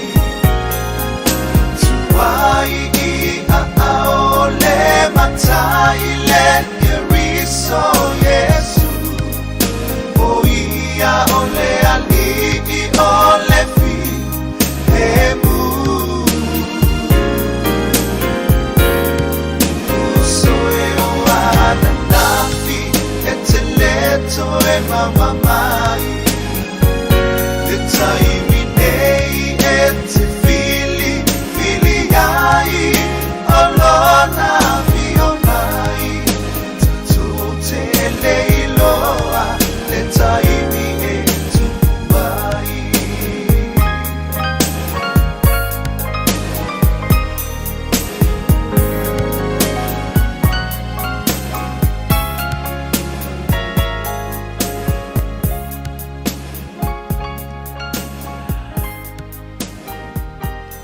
Lea ua tulai mai le tātou porkalame 5 minute le ua te aile tu la se fulu ia ma ole te walunga I fo ile nao le tātou porkalame ma le tautua ia le nei vaenga le afiafi ia pe o nei ia le tautua le sunga il whaafengainga pasta titi sarpea ma le whaletua ia ma le tātou porkalame whaatulanga ino le nei afiafi talitonu le opumoni ia via le tua le whaunga ino an au auna le aso ma le aso le ngata fo ile o le autova mai ia mo le tautua ino le tātou tenu a maise ia o le upu o le tua e whapena ia ona whangai o tātou o langa o tātou iele tātou savalinga le whaingo fie le netu sanga ia ma le neila lo langi lo e soi fua mo o lai ia vele upu o le tua e whapena ona whaima vai la au malui lo loto mo lo wangaga a vea foi o se fatu I pa I se ele le lei ia tupu mafua maola mai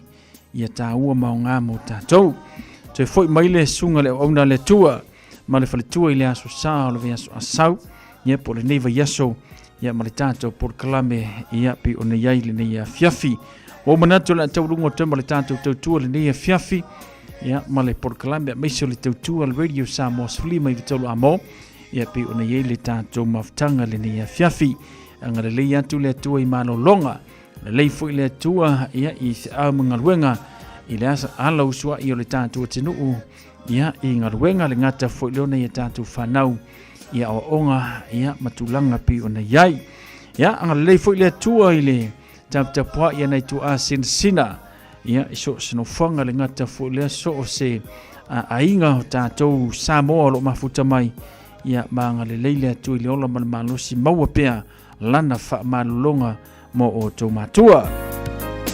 Whala I tātou lea so tau le lofa malanga le leio le atua manuia malolonga le neipo manuia fo I thea mga luenga le neva ia so wha soi fuia. Soe tula I masau O Yesu o loo pala I